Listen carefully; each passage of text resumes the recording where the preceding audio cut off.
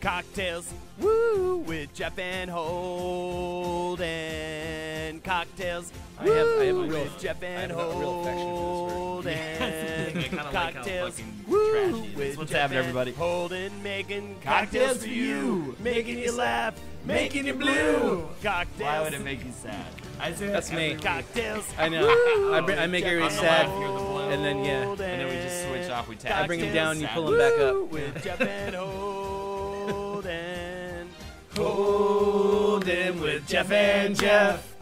Woo! Welcome everybody to CockTails with Holden and Jeff. Let's get that music back on. Yeah, there you go. A little spicy meatball for everybody there. Woo, it feels good. Let us know how the mix is. If you can hear me, if you can hear Jeff, you can hear Jeff, you can hear me. And welcome to CockTails. Today we have... I mean, I can't be more excited about this because I love a Pimm's Cup. A Pimm's Cup is even better. Pimm's #1 ginger ale, rye cucumber for garnish. We're going to get into it in just a little bit. But to start, I just have to say welcome to the stream, Jeff. Thanks. It's always great to be here, and yeah, what the hell, man? Come do some drinking on my own, or I can come over here and fucking drink with all these good people drink here. with the 30 Yeah. people already So, that are watching this. Get that Hey man, speakeasy vibe Mankman, flowing, absolutely. Emmy Bug, Lone Star Kate. A lot of pink Princess. names Nice. in my chat box right now. Yeah. I want to give a shout out to Tommy Says What, because he's the one that kind of gave me the idea to put the little Pimm's Cut actually, because I added my own little thing, as you'll see with the rye, and yeah, so I figured it deserves a little bit of its own name, but he said Pimm's Cut. Looking fresh. Thank you, Prince of Grunge. We get so many compliments about our accoutrements. Yeah. I definitely did not shower today, but I showered last night and I gave myself a little bit of a shave. Tiny cuts down here, but that's fine. What's happening, Nuka Babe? How are you doing? Yes, rip Rick and Morty apparently, but you know what? The fans are so annoying that I don't know. Maybe it's okay. Oh, I didn't hear about this. Is that so terrible for me to say? It's so aggravating. Did this happen today? Apparently it's been said that Adult Swim has not picked up a season 4. Is what's going on. Woohoo! How was your audition? It was okay. Okay, so I will get into it. But before we get into my audition, I will say, you're having one, McMahon, which please, that's beautiful. I will say this right now. I need a drink before I talk about this audition. I had a stressful ass, just a stressy Monday, and so I would love to get a drink on before I even get into all this stuff with the audition, meetings, phone calls, emails. That's what today's been. So let's start things off. If you've got the drinks, please mix with us. The first, the ingredients are Pimm's #1 ginger ale, rye, and cucumber, for just a little bit of garnish, okay? And we're doing step 1, 2 parts Pimm's Cup #1. Here we go. So obviously you can see the rye, the Pimm's, the ginger ale. These are all 3 things that I love. Is Holden the new SNL cast member? Absolutely. I'm so glad I get to announce it right here. Yes, I'm the new cast member. Absolutely. Me and Michael Che. I'm working for Che now. He's my boss. I would not mind that at all. So Rug and Tub, you're about to get my feedback on the audition. It is the more stressful situation for me in an audition. I will preface it with this. We've also got a little bit of Pimm's history for you. A little bit of that is not true, Nuka Babe. I'm not the new cast member. We've also got some new cards. I sat down and I made some new cards because we ran out of the conversation starter cards that my mom gave me as a stocking stuffer for Christmas. Cucumbers needed for this or just garnish? It's just garnish, you to goose. Nothing more, nothing less. Here's the next step. Wow, you are flying here, Jeff. Thank God. I need a goddamn drink. You know what I'm saying? 3 to 4 parts ginger ale. And by the way, we should be speaking in British accents because this is a very British origin drink that we're having right now. Yeah, I'm gonna eyeball this. I'm not gonna bother just pouring shots of ginger ale in here, but yeah, I'm just gonna a little over double what we got here. Are those plastic cups holding? Do I need to get you some proper barware? Lone Star Kate, you may just need to do that. We should be upping our game as we go. But Jeff was so polite to bring these cups in. And yes, we just got some stemless wine glasses. Lexi didn't even tell me she was getting them. They are rainbow colored, which isn't necessarily what I would have chosen. But I am still happy to have them. So that is kind of nice. What we've been doing is like oddly sized jam jars. Yeah, oddly sized jam jars is. By the way, oddly sized jam jars was the name of my indie band in college, and we were hated. No one liked us. We did a lot of spoken word songs, not even really playing music or anything. Oddly sized jam jars, though, we're pretty hot in Tallahassee. Pretty hot in Tallahassee, making it identical for us. The next step here on the Pimm's Cup, what do we have? 1 part rye. Skip this step if you're weak. Skip this step only if you're a weakling. This is what takes it from a Pimm's Cup to a Pimm's Cup. Pimm's Cup. This is what makes it that sweet. Pimm's Cup. Pimm's are so flipping good, my gents. Absolutely new kebab. And again, very excited to go over a little of the history of the Pimm's Cup. So this isn't even a full shot, really. This is just adding like a little bit of yum-yums to our num-nums. It's almost full shot. Yeah, and this obviously is entirely optional. It's not a traditional Pimm's Cup. Leave that in that, but, you know, I recommend it. Okay. Has a little spice. Next we've got, oh yeah, next is another slide. I'm like trying to think of what's next as if I know. Stir lightly. Stir lightly. So let's get into this. By the way, Jeff, I'll mention it now. Fantastic job on these slides this week. This is amazing. You surprise me every time in the best possible way. Well, I've said everything that I can was sexy. I think I like that you're turning from sexy a little bit, just because like how far it would be, like literally your penis, like with the directions. It would just be your dick and balls and just indications of what to do next. It would just be like, Jeff, this is just lewd. Don't think I didn't consider that. Yeah, Rick and Morty fandom is insufferable. Also, don't think season 4 would happen if they did get picked up. Apparently, Dan Harmon got divorced and hates writing now. Okay, interesting. Oh, and this is our garnish, huh? Oh, but I should add the step here. I should add the step before I do. I'm trying to jump ahead of the steps. I want this drink so bad. Garnish with cucumber slice. Lovely with the cucumber in there. Beautiful work. Beautiful work. Here we go. A little cucumber to garnish. I've been enjoying some cucumber infused drinks. We've been playing with Saint Germain, the liqueur, and doing a little cucumber thing with that, which has been kind of nice. Just mashing up a cucumber in with some. That's a great idea. Yeah. Very well. We got it online. There's lots and lots of ways to get fucked up, people, and if we can teach you any of them, we will. And step, I think there is. Well, I think we're gonna throw a little ice. Throw a little ice in there, and that's what Jeff's doing right now. Yeah, and by the way, really make sure to get your fingers all the way in the drink when you put ice in it. So you want to really dip them in there, especially if you're making it for a guest. Yeah, a little bit of you should definitely go into it. Yes, if you don't have some hand oil in the drink, you're not a true mixologist. Are you done with your ice? I think I'm done with my ice, sir. And when you are finished with your ice, it's customary to say, "Please remove the ice, sir." So that's very good. Or, ice remove! If you're upset or something like that, you just scream ice remove. We have one final step. And we have one final damn step, okay? The final step here, step number 6, irrigate self. Irrigate self. So that thesaurus still, that single thesaurus you are using still to pump out the jams for different words for drinking is still working for you. If I have to bust in other languages, I will never run out of those. Udagoos, there we go. You know I always re-go through the Pimm slide every single time I re-go through the... Oh my god, Jeff. This is very good. This is very good. I think I should start ranking them. Alright. I think I may start ranking them because it's like... I don't know if anything will ever, because my personal favorite just is that Manhattan. I don't know if anything will ever top it. This is so, we'll see. We'll see. It's the Manhattan, the old-fashioned. Did I say Manhattan or old-fashioned? You said Manhattan was your first, but old-fashioned. Old-fashioned. Old-fashioned is my favorite. Yeah. But old-fashioned, Manhattan, and this are, I think, immediately I'm putting this up there with the 3. Yeah. Cheers. Cheers. Cheers. Absolutely fantastic. Here we go. Ask Jeff if he boils hot dogs and freezes the hot dog water to serve to bad customers. Bad customers. Yes, because you, of course, are a mixologist.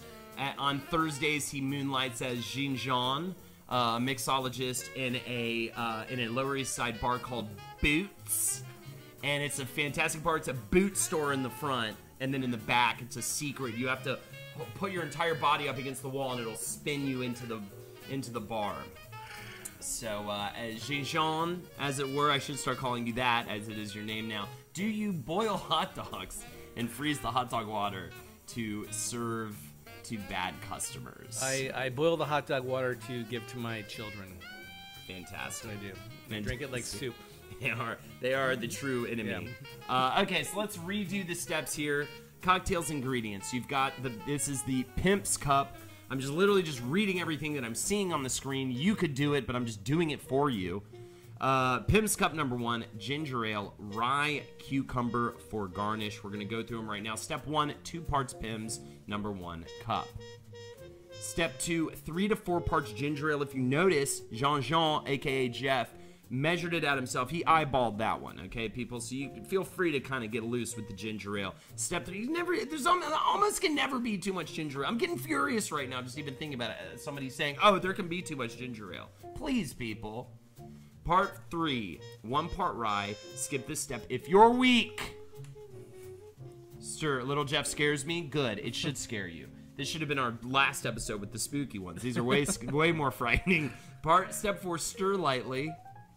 Step 5, garnish with cucumber slice. And if you're not as excited as little Jeff in this picture, then you're not even, garnishing correctly. You're not even doing that right. Step 6, irrigate self. And it's good to drink it upside down if you can find some sort of anti-gravity room or something.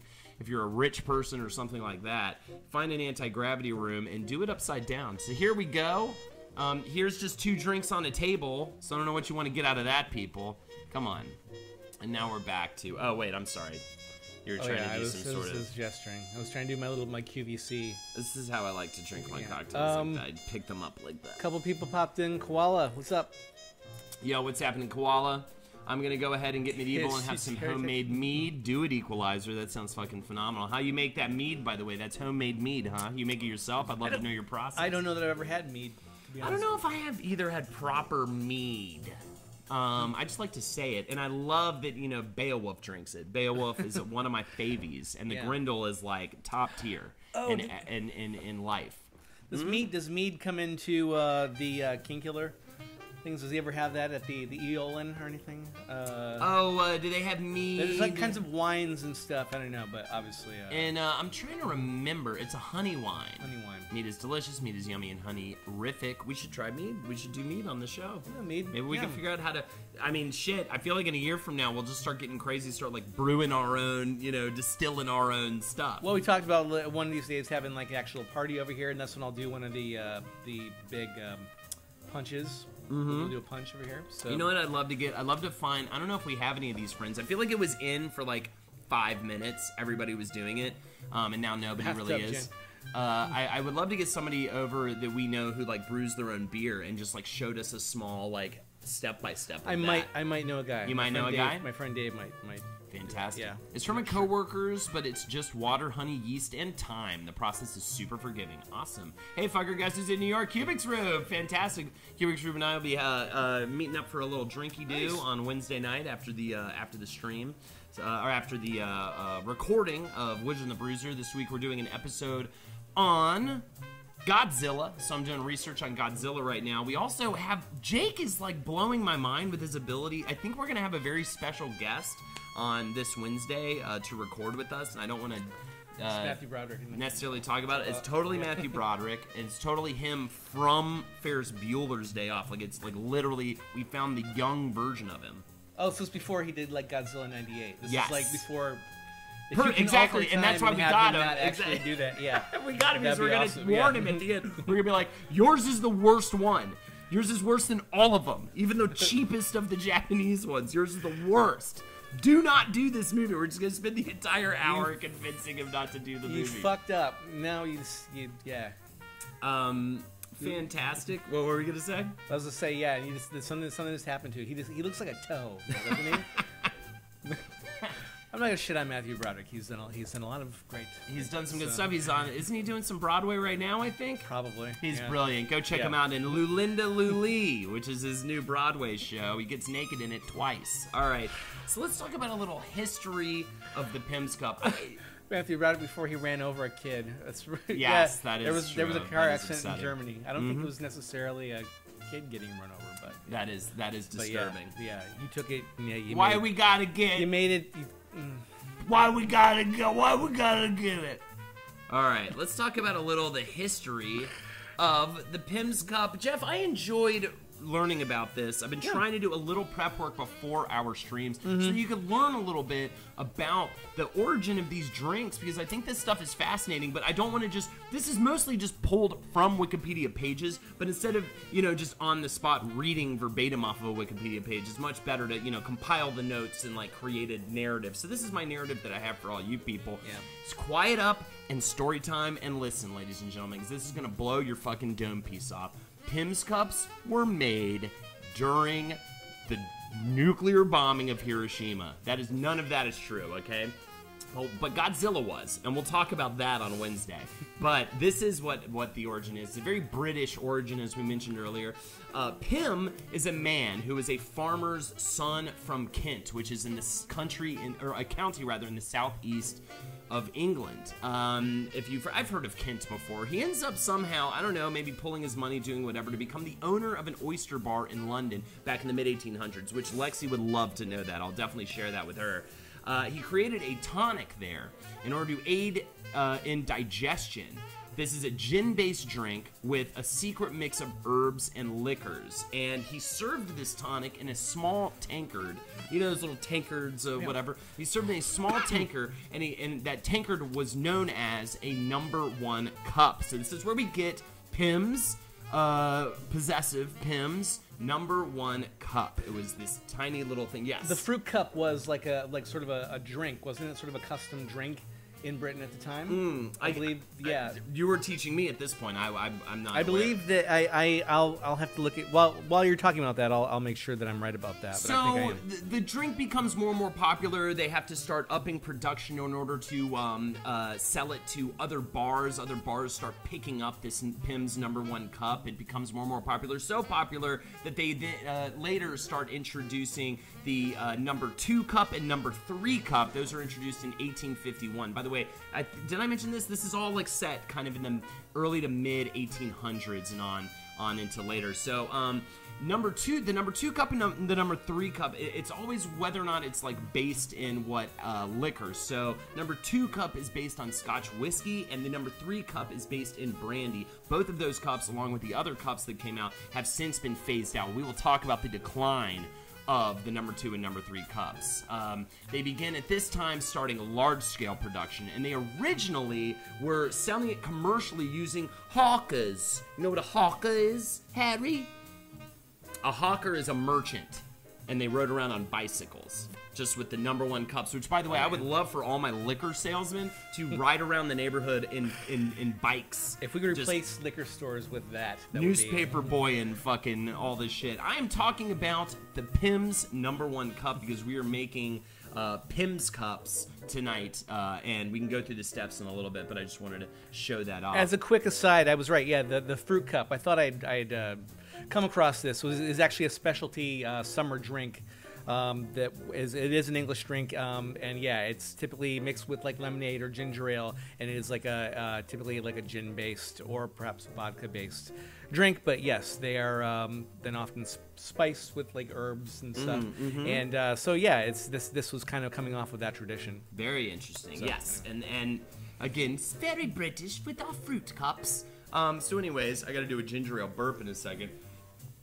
There it is. By 1859, they begin selling it commercially, as I was saying, and by around 1865, they end up selling the company, and they also had and after that, actually, in 1887, they begin actually a franchise of Pimm's Oyster Houses based off of the original bar. So there's actually a chain of Pimm's Oyster Houses. I didn't come across that part. Wow. All over the place. Well, the thing is, the reason why you might not have come across that is because Pimm's hits hard times around the 70s and 80s. The Oyster House chain ends up being sold. The Pimm's Cups 2 through 5, by this point they had 5 different Pimm's Cups, were all phased out. Actually, they had 6, but one of them was not phased out. The Pimm's Cup number 6, which is based on vodka, is still produced in small quantities.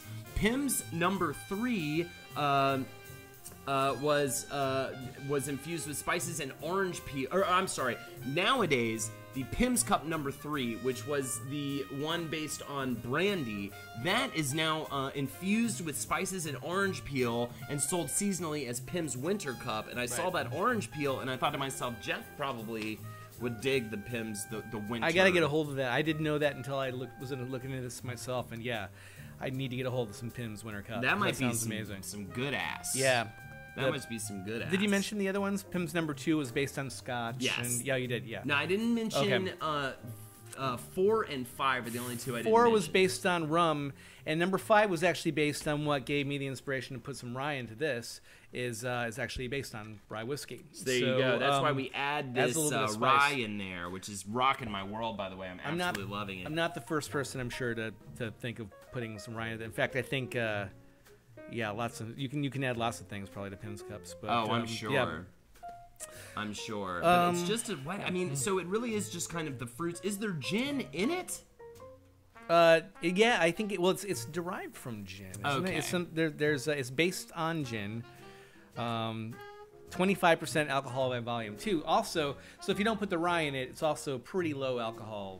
Well, relatively speaking to a lot of the stuff we do here, drink. So, you know, you can sip a few of them and not ruin your night. So essentially blame the distillers company for fucking up the Pimm's Cup around the 70s and 80s. They're who were controlling Pimm's by that point. The company gets bought and sold. I didn't really write down all the different people who bought it and then sold it. There's too many to name or whatever. It's not very interesting. I hope some of this is interesting. They end up getting purchased by Guinness PLC, of course, the makers of Guinness. And in 1986, now we're getting much more recent, and then Guinness merges with Grand Metropolitan in 1997, and Diageo is now the sort of umbrella company that was formed out of that. They were at one time the largest distiller in the world. Their brands include, this is just Diageo, is Smirnoff, Johnny Walker, Bailey's, and Guinness, among many others. They have I think they own like 37% of Hennessy. They have like all these different yeah, they are fucking huge. They sell products in over 180 countries, rather. And their name comes from the Latin dia, for day, and the Greek geo, meaning world. In other words, they're trying to say, we give pleasure to folks every day all over the world with our liquors. They also ruin the lives of many of them as well, but absolutely. But anyways...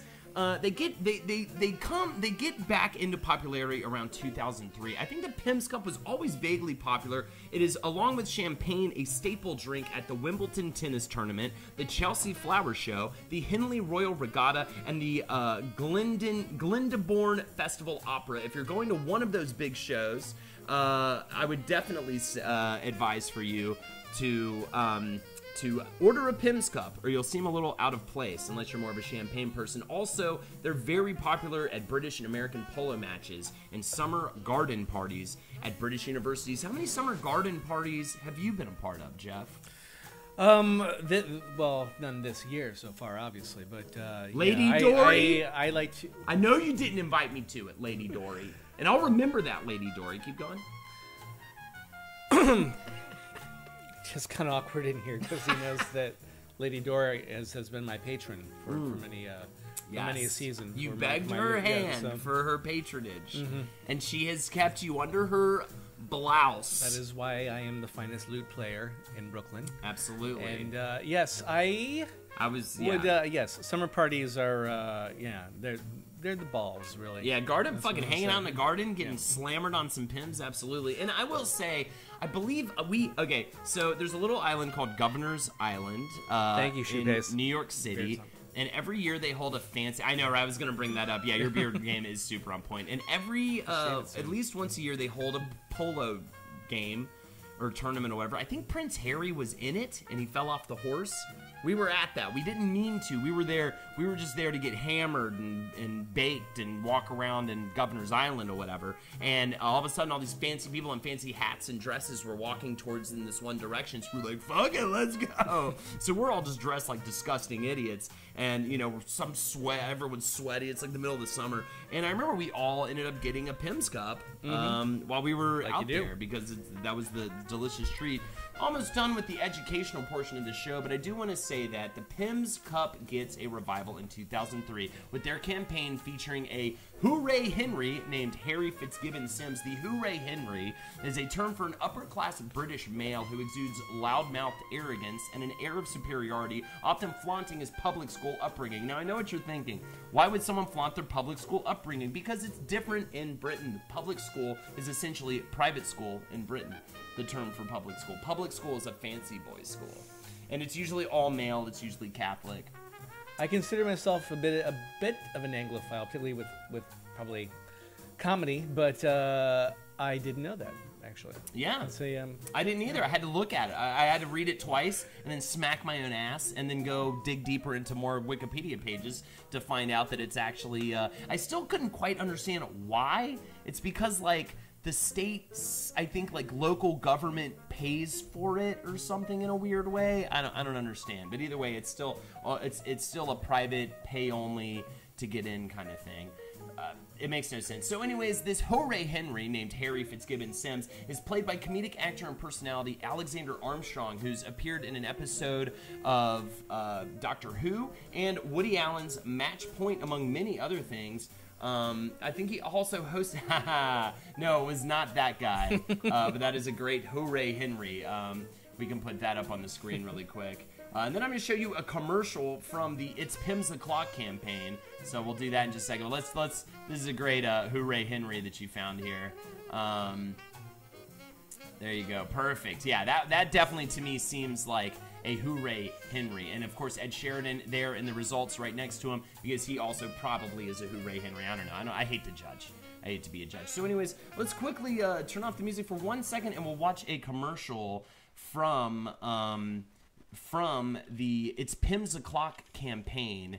And then we'll fucking hang out for a little bit, because I'm telling you what, that was hard work what I just Four did. men with tattoos burying money in a hole in the woods. What a fantastic idea! Hang on. 4 of you, 1 of me. I make that Pimm's a clock, don't you?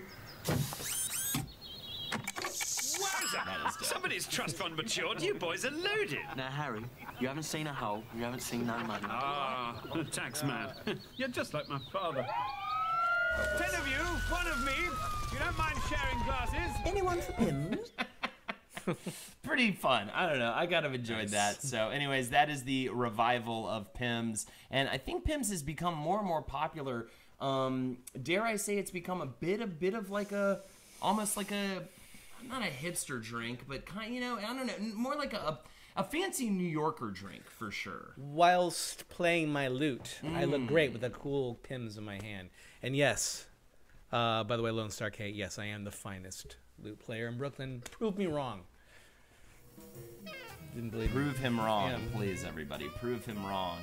My God, well, that was so much. I mean, I feel like I've climbed a damn mountain since we started this thing, and now I didn't even talk about my day. It's time to unwind and relax. So everybody asked me how my audition went, Jeff.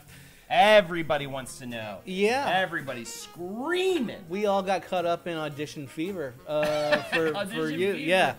20 whatever, you know, and I will say, I can get rid of this too. Yeah, simplify it. I'm gonna simplify my desktop.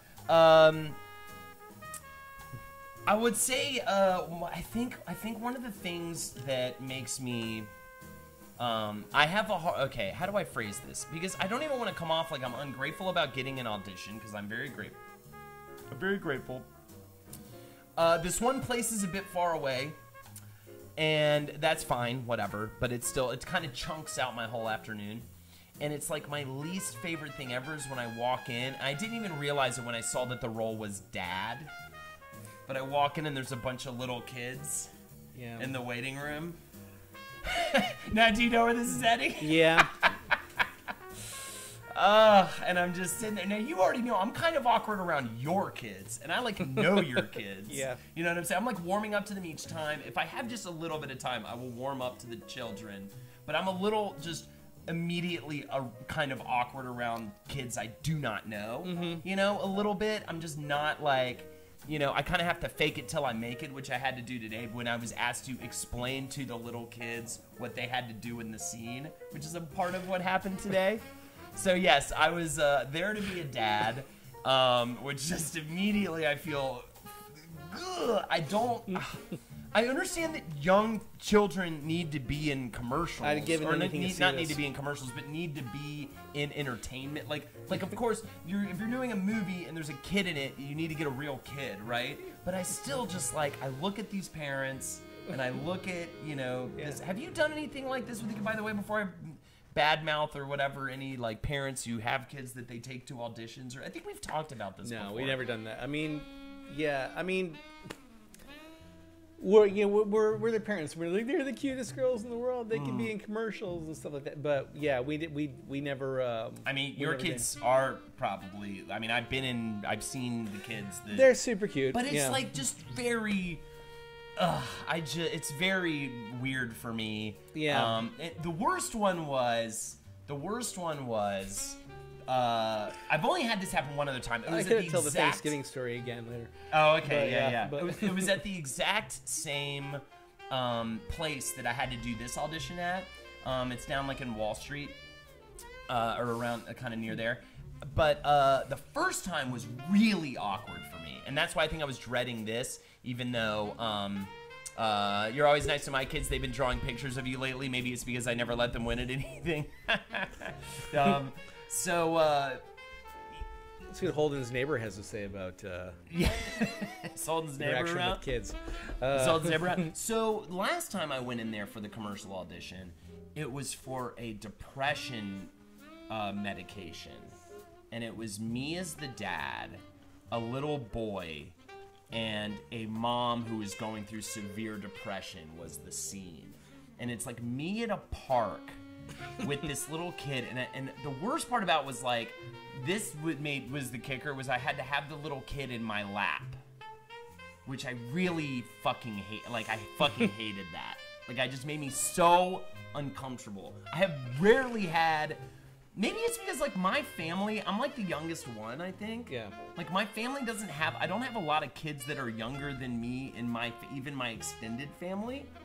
So, like, I'm just not used to just like, hey, yeah, come on up. Woo, we're on the lap now. You know what I'm saying? Like, with kids I fucking know.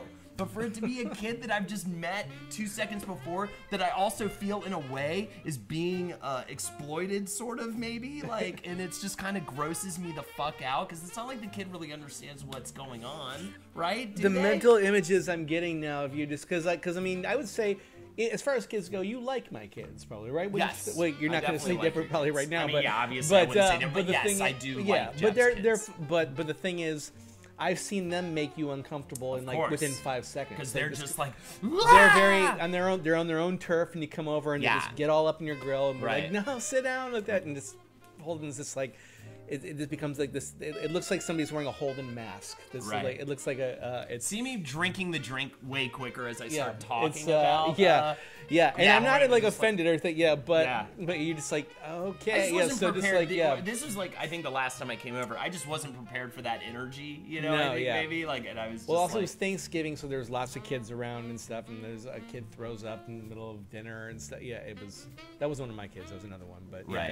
it was a lot to ask you to take in, and, Right. and you handled it well. all Thank things you. considered. Thank you so much. I won't interrupt again, but I just need everybody to understand like what a funny mental image it conjures, at least for me. Right. To picture you like in this situation with some little kid sitting in your lap that's been forced, that you don't know has been forced there to do this by his parents, and yeah, that's pretty damn funny. Totally. People are talking about the mic thing. I think I'm having some mic issues, though. I don't think it's necessarily. Is it me? I might no. be me. Okay. No, I don't think so. I think I'm just having some. I think I need to like look at my microphone. Is Holden the result of cloning Jeff gone wrong? No.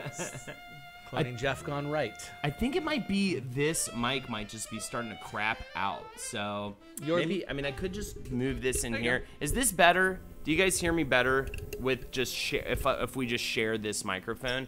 Is this a better way to do the show? Effort this way it's anyway. more of a team show. We just and we can do our doo-wop shit that we do.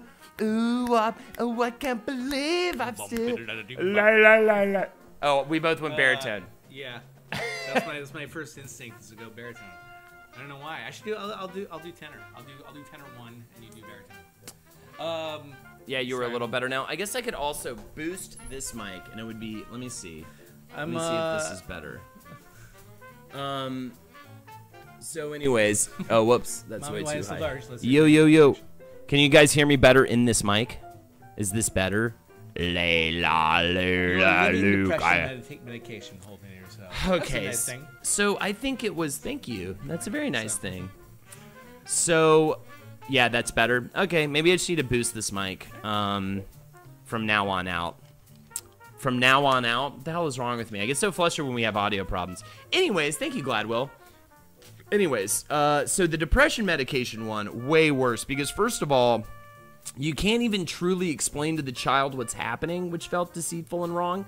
Because then you have to explain to the child what depression is. You know what I'm saying? So the whole thing is like kind of a ruse to the kid, kind of like, you know, the kid in The Shining didn't know that The Shining was a horror film. He thought that it was like a silly comedy or something the whole time, and they just led him to believe that. Thank you, Lone Star Kate. That was a Chris Farley mic check, yeah, for sure. When kids find out really hard realities of life, it's kind of devastating. Yeah, my girl's been like asking about death lately. Really? Yeah, it's like, are you gonna die? Are you gonna go? That's the brutal too. It's just like, yes. Not for a long time. Yeah, exactly. Not So, for a long yeah, time depression. or tomorrow because life is chaos. Yeah, exactly. Yeah. So, child depression is something you are going to have later in life for the rest of your life, potentially. So anyways, that was last time, and I just wanted to die. I just felt terrible about the whole thing. I think it was one of my first commercial auditions, too. I was pretty new, and so therefore still nervous about commercial auditions. Now I'm not really nervous, unless I just, I feel off or something. Maybe if I have a lot of lines to read or something, I might get a little nervous, but for the most part, I'm really not that worried about it. But when the kids are involved, I'm immediately nervous. So, anyways, we do the audition. I don't want to talk about it too much. So I don't want to I don't want to piss anybody off for talking about, piss like some company off for talking about the commercial or whatever. I don't know what the legal. I didn't sign a thing this time or anything. Sometimes you sign it like more around December or so. You sign things more often because usually those are Super Bowl commercials that you're auditioning for, which is always like also like, fuck, give me this commercial. I never had to sign anything in any audition ever when I used to audition. Yeah. It's I think it's more when it's like a super high profile like Super Bowl or something like that audition. Jeff is so nice and comforting to his kid who asks, "Daddy, are you gonna die?" Holden just says yes. The only thing that you can hope for is that if you mentally scar your children, they can bond over the mutual trauma. That's the thing. And, most of the people I looked up to have severely fucked up childhoods. So, and heroin addiction. Legitimately, I'll ask myself that a lot. I'll be like, I'll do something. It was like, that was a bad dad move. It's like, what permanent scar did I just leave on my child by acting like a dick to my 4.5-year-old kid? So, yeah, it's you try to be as cool as you can when they ask you things like, "Are you gonna die?" and stuff, and it's like you try to comfort them to make up for all the shitty things you do by accident. So. Also, Udaguz asks, am I going to see you on TV anytime soon? I do have to say, not to burst anybody's bubble or anything, but like that's just like an initial audition. I only get vaguely excited if I get a callback. That means you're like more close to something. But these initial auditions, I literally set it and forget it now. I just go in, do the audition, and go home, and we're good. Because, by the way, also, I hope the music's not too loud. I just turned it down on the mix. But anyways, there's no real, like, it's such a crapshoot. There's so many people going in for that. And, with commercials, too, it's not even really about your ability because usually you're just saying, like, a couple of lines, you just have to be, like, not a total fucking ham. to get to to nail a commercial audition, and mostly they're just looking at you, literally what you physically look like, and does it represent what they want, what they're looking for. So I mean, it's like, am I just the thing they had in mind? You know. Yeah. That's about it. And one thing I do have the ability to do, which I've gotten better and better at as we've gone, is the ability to riff a little bit. I have lately been going in with some other people and really realizing like the difference between an actor and like a person going in with a comedic background. They literally just freeze up when they ask them to like add something at the end. Yeah. I immediately just log a line to say, you know, in the back of my head. Just like, cool, I'll just say that. Let's go, you know, and just like vaguely comical, and just spit it out. But like I've done scenes with other people, like it's commercial a skill, auditions, where literally it's like right at the end they're just like, yeah, yeah. So going back to these, what were we gonna say? I was gonna say that's a real skill though. That's a real like improvisation. Be able to be quick on your feet like that, particularly in like high pressure things like auditions. That's a really really good necessary skill. I feel. And I mean I used to have back in the day I was you know, when I was doing a lot of improv and sketch comedy and stuff, I would feel comfortable doing that. It is something, though, that you do have to practice constantly. Because I feel like if I went into an audition now, I would struggle with that a lot more than I would have back then. Yeah. I think these are good for me, to be honest. Actually, even just like trying to keep up with you during these streams is actually it's good. It's like I understand. It gets your. But that's just a muscle that gets worked too. So I would say if you're an actor trying to like move to the big city and fucking you know do I mean I think you will benefit massively by just one improv class. Just take one improv class. You know, because you will just immediately learn some basic tools that'll allow you. Because all they need is one line. They don't need a bunch of crazy bullshit. They just need one fucking line. You know, I want to see Holden as the villain in the next Fast and the Furious movie. Seriously, what are we doing here? Seriously, what are we doing here? Is this about cars? Is this about crime? What is going on, you fuckers? That was my read for you. Something, I guess. Feel free to clip that. Use it for whatever. That one goes out just as something, I guess. If you do that, can I be in the background, like standing behind please. you, saying, "Right? He doesn't even know what you guys are doing."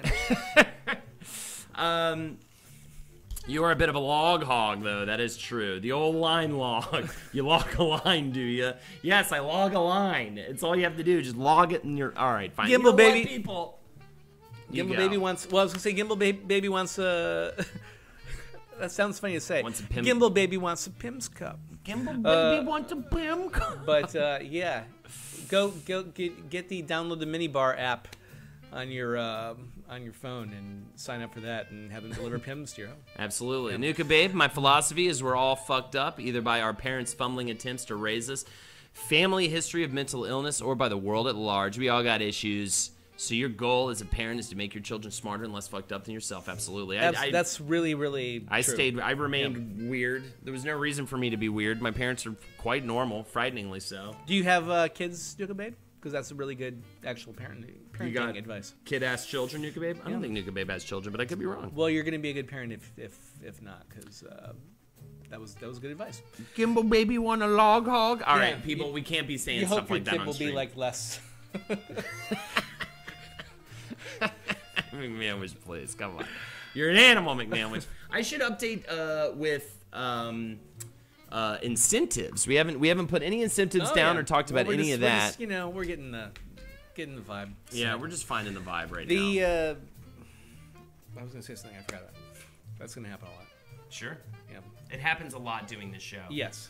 And then we just stop caring as much as the time goes on, and we just let things trail off, and that's pretty much what it is. Out of curiosity, anybody out in chat, does anybody else have any like performing experience? Any other actors or dancers, very musicians, anything like that? I'd really curious. I'm gonna move it over there so you can chat with Chow while I update with incentives. And what are we even doing for incentives tonight? Kid-ass children. Can't wait to drop that next time I'm using. Man, this motherfucker full of kid-ass children. I do not have kiddos, but I do love them, and I work with them for a living. Are you a teacher? My wife's a teacher. All right. How much for you do a shot of Pimm's?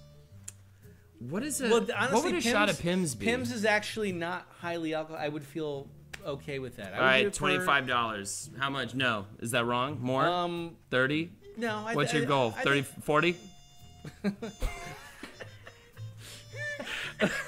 What do we do? I don't know why I'm grilling you so hard right now, but what are we doing, Jeff? I would do one for 20 because it's only 25%. It's not like a hardcore. You will do 20. What was the $5 incentive we used to do?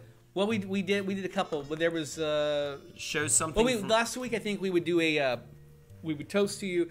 I think there was also one we would sing an Irish drinking song. Toast to you. No one ever donated for that, so we're not going to do that one. $10. Show you something from Holden's apartment. Jeff shows you something from Holden's apartment. Yes. Oh, I keep hitting. I'm a teacher. Things. That's like a performance, I guess. Yeah. Absolutely. It's a rough. I mean, it's I just from my wife, I can tell how draining that job can be. Sometimes also a lot of fun and great, and she loves the kids and stuff. But the fucking parents, am I right? All right, there you go. There you have it. Kind of kidding.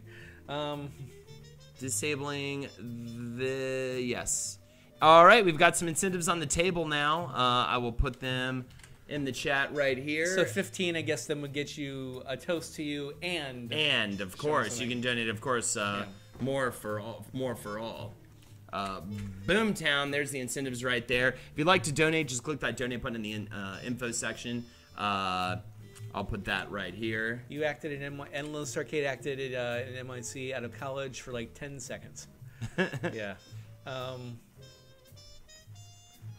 a second. Oh, she works at a daycare center. 1-year-olds. Oh, that's, yeah. I guess, I mean, they can't move around that much though. So at that point, but yeah, every kid, every stage of development has its own, like, just laundry list full of shit you gotta start worrying about with the kids. Right, absolutely. Yeah, my wife teaches 4th grade, and that's, I think, kind of a good one because it's right before they start to discover that it's fun to be an asshole. And yeah, they're a little bit. They're kind of like the most mature. Yeah, they can be for like back when the world was pure and. You know, your world was pure and you weren't just quite like a complete drug experimenting with penis head sort of situation. Gus, thank you for the auto host, buddy. The many times that my wife has said those exact words. Yeah. Absolutely. But absolutely. They're old enough that they're not, shitting themselves. They're not. They can kind of pay attention to what's going on, but then they're young enough that they're not just openly being assholes in class all the time. Yeah. So. Absolutely. Although sometimes you get kids that break that general rule of thumb. Where are we? I think we are at the 8 o'clock hour, which I would say is probably I guess you have to finish yours, but I was trying to see if anybody else other than Lone Star Kate had done any kind of performance stuff. But witness shot of rye for 25. Am I pronouncing that correctly? Okay. All right, Udagoos. I'll take you up on. Well, you know what? The one, not your shot glasses, like the little. Yeah, we'll do normal. Yeah, nothing crazy. Nothing crazy. Maybe once. It's not gonna kill us. Famous last words. Yeah, I'll add. What would we do for $100? Like that guy gave us last. Who was it? That was one of you. $100, you would drink a whole bottle of dark rum. That was Rug and Tub, I believe. Yeah. And again, thank you so much for your generous donation. Yeah. For you, I guess we'll put on a play with our ass cheeks. We'll just sort of we'll paint our ass cheeks and we'll just perform a play with them. We'll do the voices, but it'll be like Ace Ventura. $100, you give a hog log. I don't know what we do for $100. Love you for bring you up every CockTails, give you a toast, do the shot, show you something from the room, give you another toast. Do a shot of each. That's probably what it would be. Shot of rye, shot of Pimm. It'll be $100 for the whole thing, for the whole kit and caboodle, the caboodle, the menagerie. Would probably and we'll order a Domino's pizza. You're going to have to shave them first, Holden. We want them wild and freaky, please. I mean, I did get a pretty sweet tax return. I might just take you guys up on that. Oh my God, something I guess. Hey, world is yours, friend. We did not do well tax-wise. Yeah, I'm so freaked out, dude, because you know me, chat knows me too. My whole bullshit changed this past year. I have no idea what's coming at me. I hired an accountant a good friend of mine to take care of taxes, but I had never even considered that. Yeah, what this must do. Oh, Patreon and all that. Oh, God in heaven, it's going to be a nightmare. Yeah, I hear your dream funeral. My tax return. No good. All right, yeah, time for let's drink those sorrows away. Time for it was just you missed one of those O's or something, huh? You missed one of those O's. My girlfriend just broke up with me. What can I do besides watch Holden and drink? Good question for Chad. I'm not sure, but you definitely got off on the right foot. We're doing a Pimm's Cup tonight. Pimm's #1, ginger ale, rye, and cucumber for garnish. Step 1 is going to be 2 parts Pimm's #1. Let's go to the craft stream setup and catch it all right here, right now. I'm excited to get to the cards, too, in a little while there, Jeff. Excited to get to the cards. I feel so fresh, if you can tell. I haven't been doing any streaming today, so really... it's funny because we were talking about how tired we both collectively felt, but the moment that the stream started, I'm just like, whoa! I also think it's the alcohol.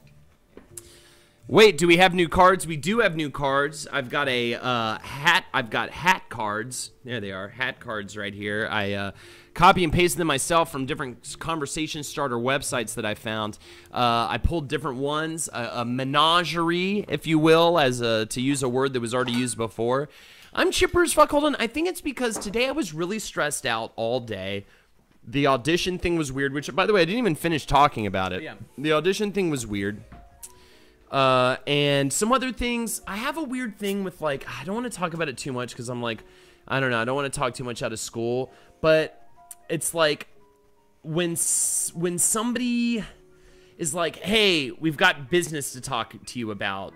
We need, can you have a meeting with us on Wednesday? And you almost certainly know it's going to be like bad news. Mm-hmm. And then they put you on fucking ice for 2 days, but you can't really write back and be like, what's this about? You know what I'm saying? Yeah. Like, you want to really bad, and maybe I could, and I considered it multiple times today. I'd be like, well, I'd probably start stressing out if I just asked one of them what this is about. You know what I'm saying? But I just decided against it. So now I have that produces the most, like, if your boss, this is not really my boss, but if your boss was like, yeah, we need a meeting, a one-on-one meeting with you on Friday at 2, and it's like 1, or the worst is if it's Friday and they say, yeah, can you do a meeting at 10 on Monday? And it's not like a normal meeting, you know, it could just be nothing. But it sounds like it's probably more than nothing. Yeah. Like it might be even being fired or something. And you're just like, so I'm just going to stew on this, and I can't not be anxious about it. Like, I cannot let that go and be like, cool. And this, at the end of the day, even if I am like fired or whatever you want to call it from whatever that is, it's not going to be the end of the world, but it just is like fucking stressful to me. Yeah. Like, and it might not even be that, but I'm just like, okay, but I know that if it's bad, you're not going to tell me, but can you just tell me right now? The amount of times that I used to walk into auditions, like going, oh, God, I wish I would have said you are my boss now, Nigga Babe. Anyways, yeah, I'm sorry. No, I sympathize. I mean, this isn't making me wait through the weekend. This is making me wait to Wednesday. Right. But it's just like, okay, but now I'm just going to be thinking about it, and I'd rather you guys just be like, can you meet in an hour? And we'll talk about something? Mm-hmm. So anyways, very frustrated about that. Okay, step 2. So that was the other source of my anxiety, by the way, and that happened earlier in the day. Step 2 is 3 to 4 parts ginger ale. Yes. And again, I'm just going to kind of eyeball this. There you go. Beautiful, beautiful. So I just don't mean to bring down the room because, again, I'm sure it's like nothing. I just have, I think, anxiety problems more so. You know what I'm saying? Yeah, well, I mean, I think everybody can kind of come with you on that one, though. That's like a kind of universal just source of, like, what do they want? What do they want? All right, let's bring on this massive bottle of rye. Oh, yeah, this is... showing a picture of the now that you say that, I realize we do that to patients all the time. Exactly. India, what's happening? Good to see you. Anticipation. Safe to say we all have anxiety. Oh, I'm sure. I mean, that's the thing, and there's no way to avoid it. Yeah, the worst is the doctor saying, can you call me tomorrow? You know, or some shit like that. There you go. That's that giant bottle of rye right there. So, oops, I think I spilled a little bit of mine. Oh, you're fine. As long as you didn't drop it in the candle. I was waiting for it to just go. I don't even know if that would happen. Now the worst. No, it's fine though. It's not even a big deal. But anyways, it doesn't even matter. Even if it's not a big deal, I'm still gonna get stressed. You know what I'm saying? Because I'm an anxious human. Step 4, stir lightly, Jeff. Stir lightly. Stir lightly. So I'm glad at least everybody in the stream can commiserate with me. What's happening, RoboKey? Good to see you. Good to see you. I know, and anxiety is the worst. And I have never even, this is coming from a person who's never even suffered from like a panic attack, as far as I know.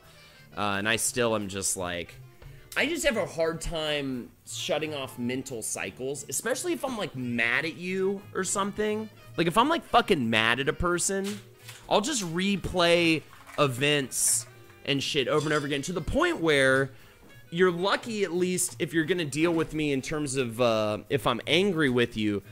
She's a man, baby. Cheer up, fucker, much love, man. Something I guess with the 50. What? Holy Lord, something I guess. Thank you so much. I guess for doing shots. Okay. Oh, you already have a cucumber. Thank you so much, and appreciate. I raise your hand if you have anxiety. Yeah, there you go, for sure. That's definitely gonna help take off the load. Something I guess. Woo! Thank you so much, man. Keeps the stream going. Yeah, what do you want from us? Something I guess. You tell me. Is that $50? That's more than a shot of Pimm's. That's more than the shot of Roe. What do you want right now? You've got. We'll definitely toast you right now. So everybody get together. Oh yeah. Let's put some more ice in here. Definitely. Let's finish the steps here. Stir lightly. Stir lightly. I already stirred it. And put the cucumber slice in. Garnish with the cucumber slice. We already did that. And irrigate self. Irrigate self. Oh, for sure, for sure. And remember to always put your fingers in. I'm not actually gonna do that this time. I don't know. Bring something out from the apartment. Fantastic. And we'll do a shot of Pimm's. How about it? We'll do a shot of Pimm's. I got us some. It's gonna be interesting to me doing a shot of Pimm's. So again, these are the ingredients: the Pimm's #1 ginger ale, rye, and a cucumber for garnish. I'm gonna go through these really quick, just in case you just got here. 2 parts Pimm's cup #1. Step 2, 3 to 4 parts ginger ale. Step 3, 1 part rye. Skip this step if you're a weak person. Step 4, stir lightly. Step 5, garnish with cucumber slice. Step 6, irrigate self. All right, so we're gonna show him something from the apartment. And we'll also, should I show him something first and then we're gonna let's cheers him with these shots of Pimm's right now. Something I guess this one goes out to you. Thank you so much. Thank you so much.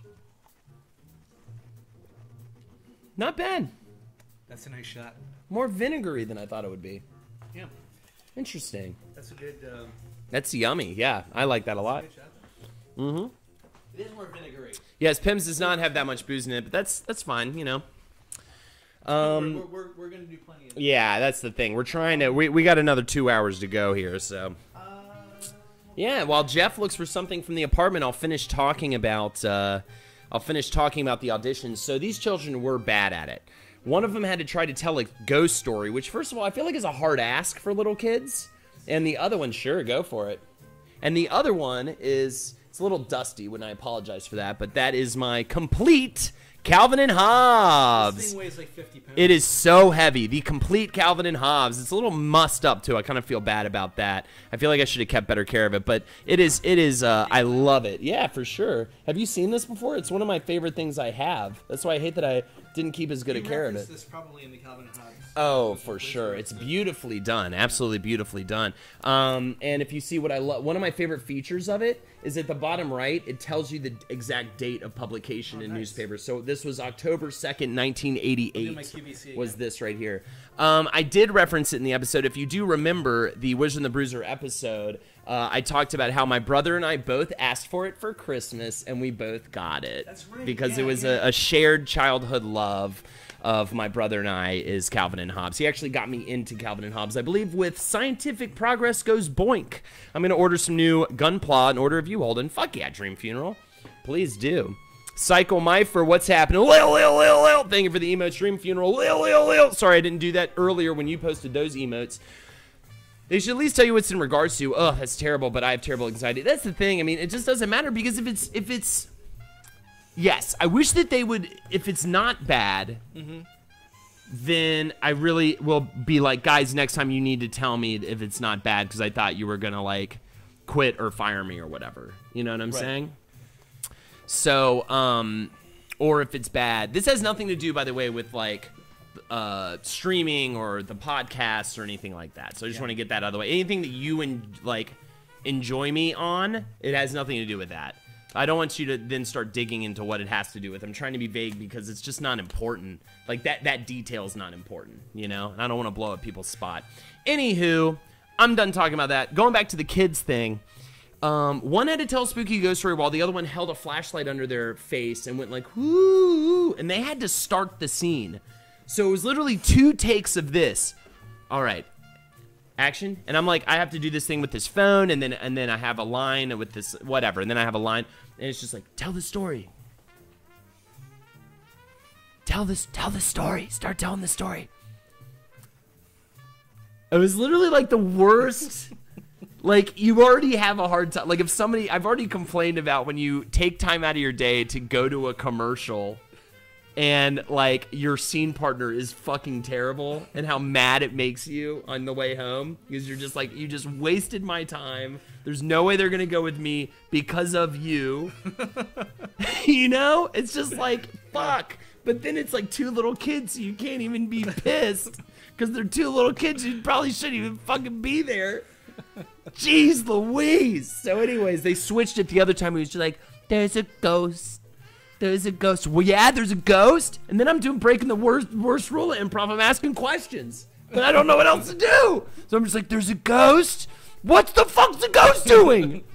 Both of them said with confidence, I can tell a ghost story. They both were excited to do it.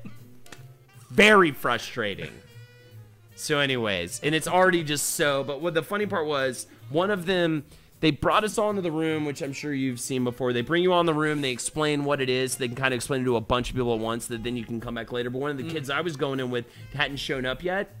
So when they got there, he was like, there's your dad in the scene. There's Holden. I think they were like 5 years old. They were like, there's Holden. He'll explain to you what you have to do in the scene. So of course I'm immediately just like, ah! I was trying to watch like Street Fighter on Twitch on my phone, and just like, people should not have their kids acting at that age. I know, right? They were very young. They were very, very young. Weird because I mean, yeah, I mean, and bad, and they should quit.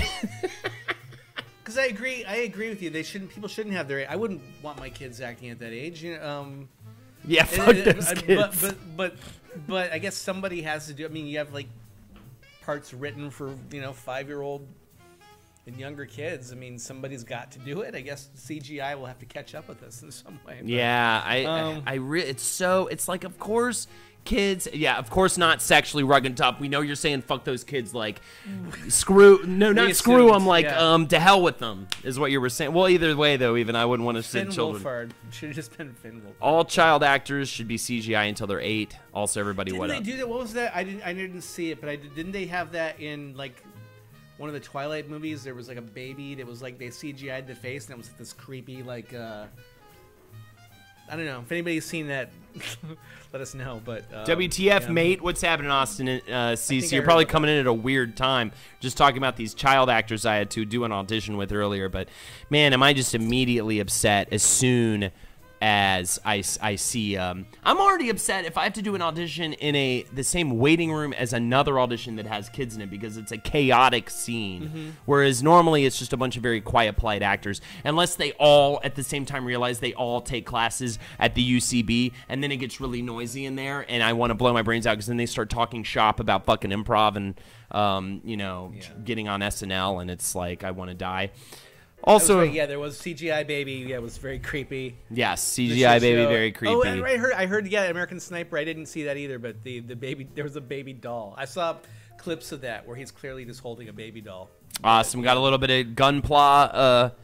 What was the chat in the chat? I wish I could add to the conversation, but feel free to continue to enjoy it. I just really I wanted to ask you real quick this because I tried to tell Lindsay this once just because I thought it was so funny. It was one of the Wizard and Bruiser episodes. You were talking about an audition or a monologue that you had to read. It was like was it Stanley Kowalski?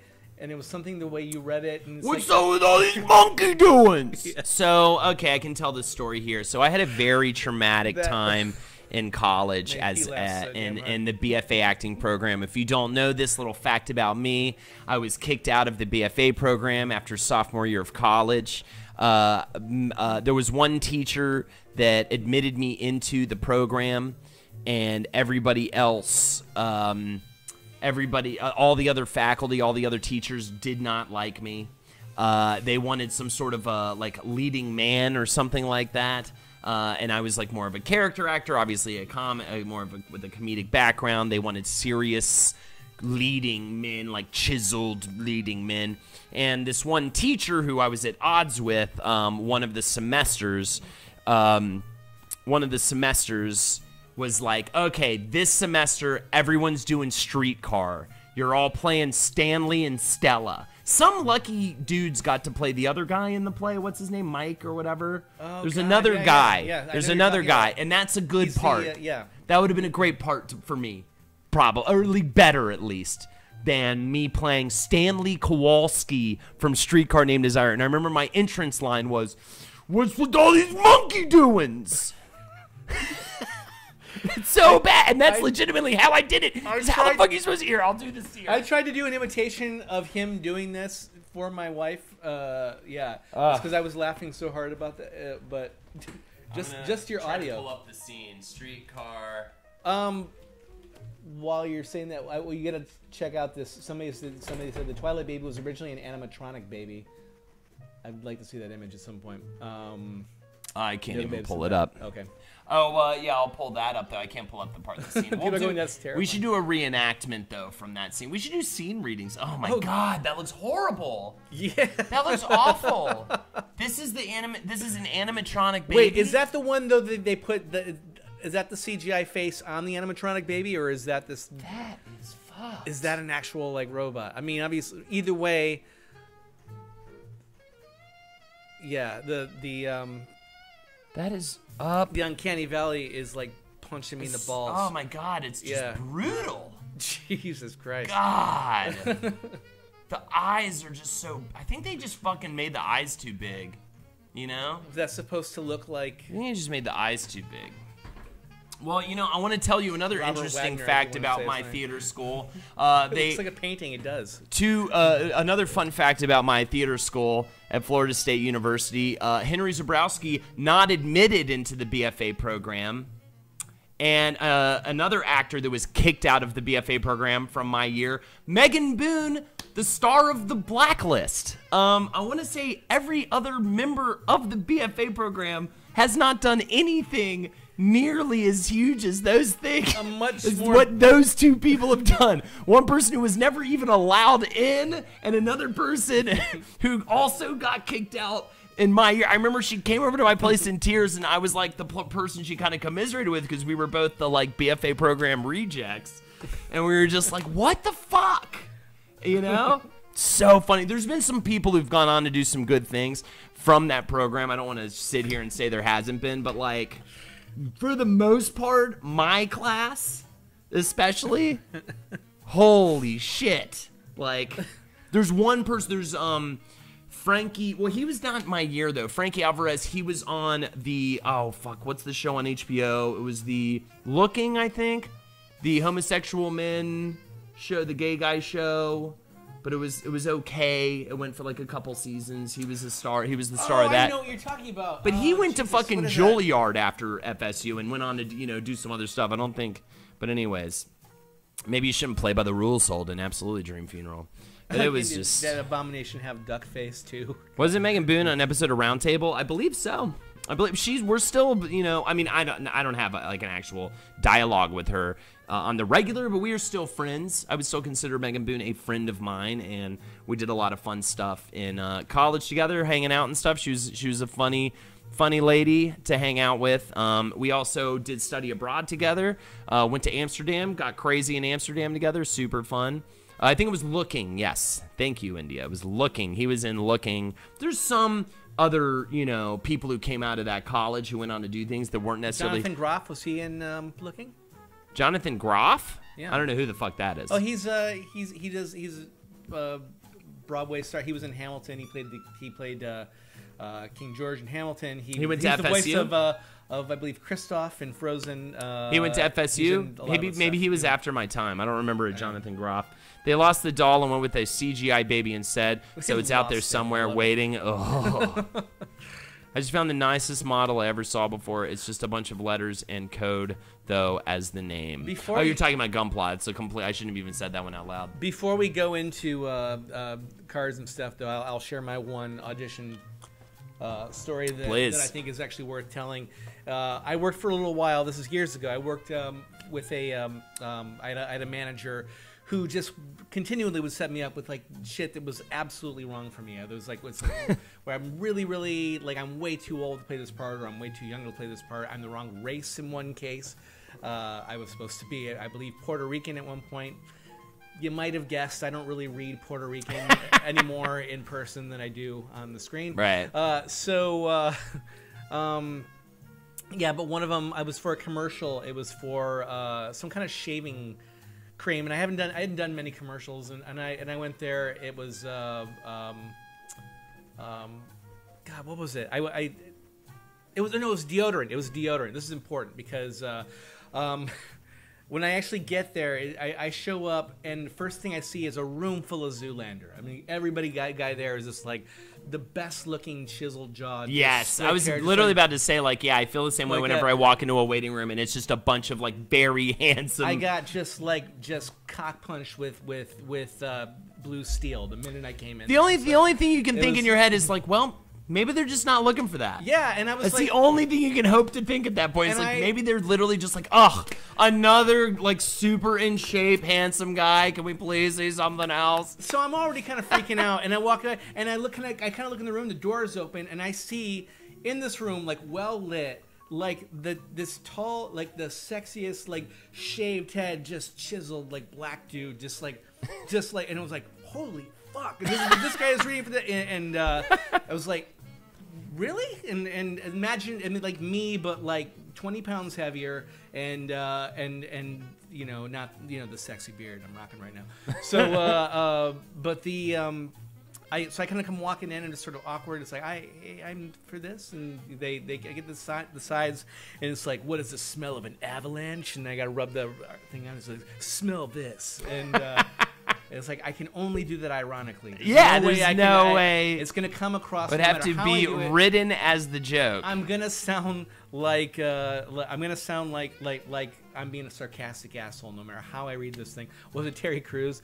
Seriously, it wasn't Terry Crews. I know, right? It was that tight. It was this dude. I was Jesus it was Christ. Terry Crews. But all the other guys in there, and I'm convinced that I actually was sitting right next to one of the guys who actually did end up getting it, because he looked very familiar when I eventually saw the commercial. There was funny. avalanche, and there was hurricane or something. It was that, and it was this really slick, sharp lighting. And I did eventually walk out. I was working the Jekyll and Hyde Club at the time, and I was I got a shift starting. It's kind of running late. I was I'm just gonna go, and I handed my sides back. I was kind of proud of myself for doing this, and she was oh, that's okay. Do you want to leave your headshot here? And it's no, there's no way that I'm not this I'd rather guy. Save the money on the headshot. And that's the last time I ever worked with that manager. Oh, okay, that makes sense. Yeah, I would be not even done. by my choice. They just never. I can't believe you didn't get that role. Right. Timmy Egg plays, what's happening, buddy? Good to see you. And Swishpod is a writer and editor that worked at a VFX house for a while as an overnight front desk person when they were doing Avengers and Twilight. Had some interesting stories to share. Very cool, very cool.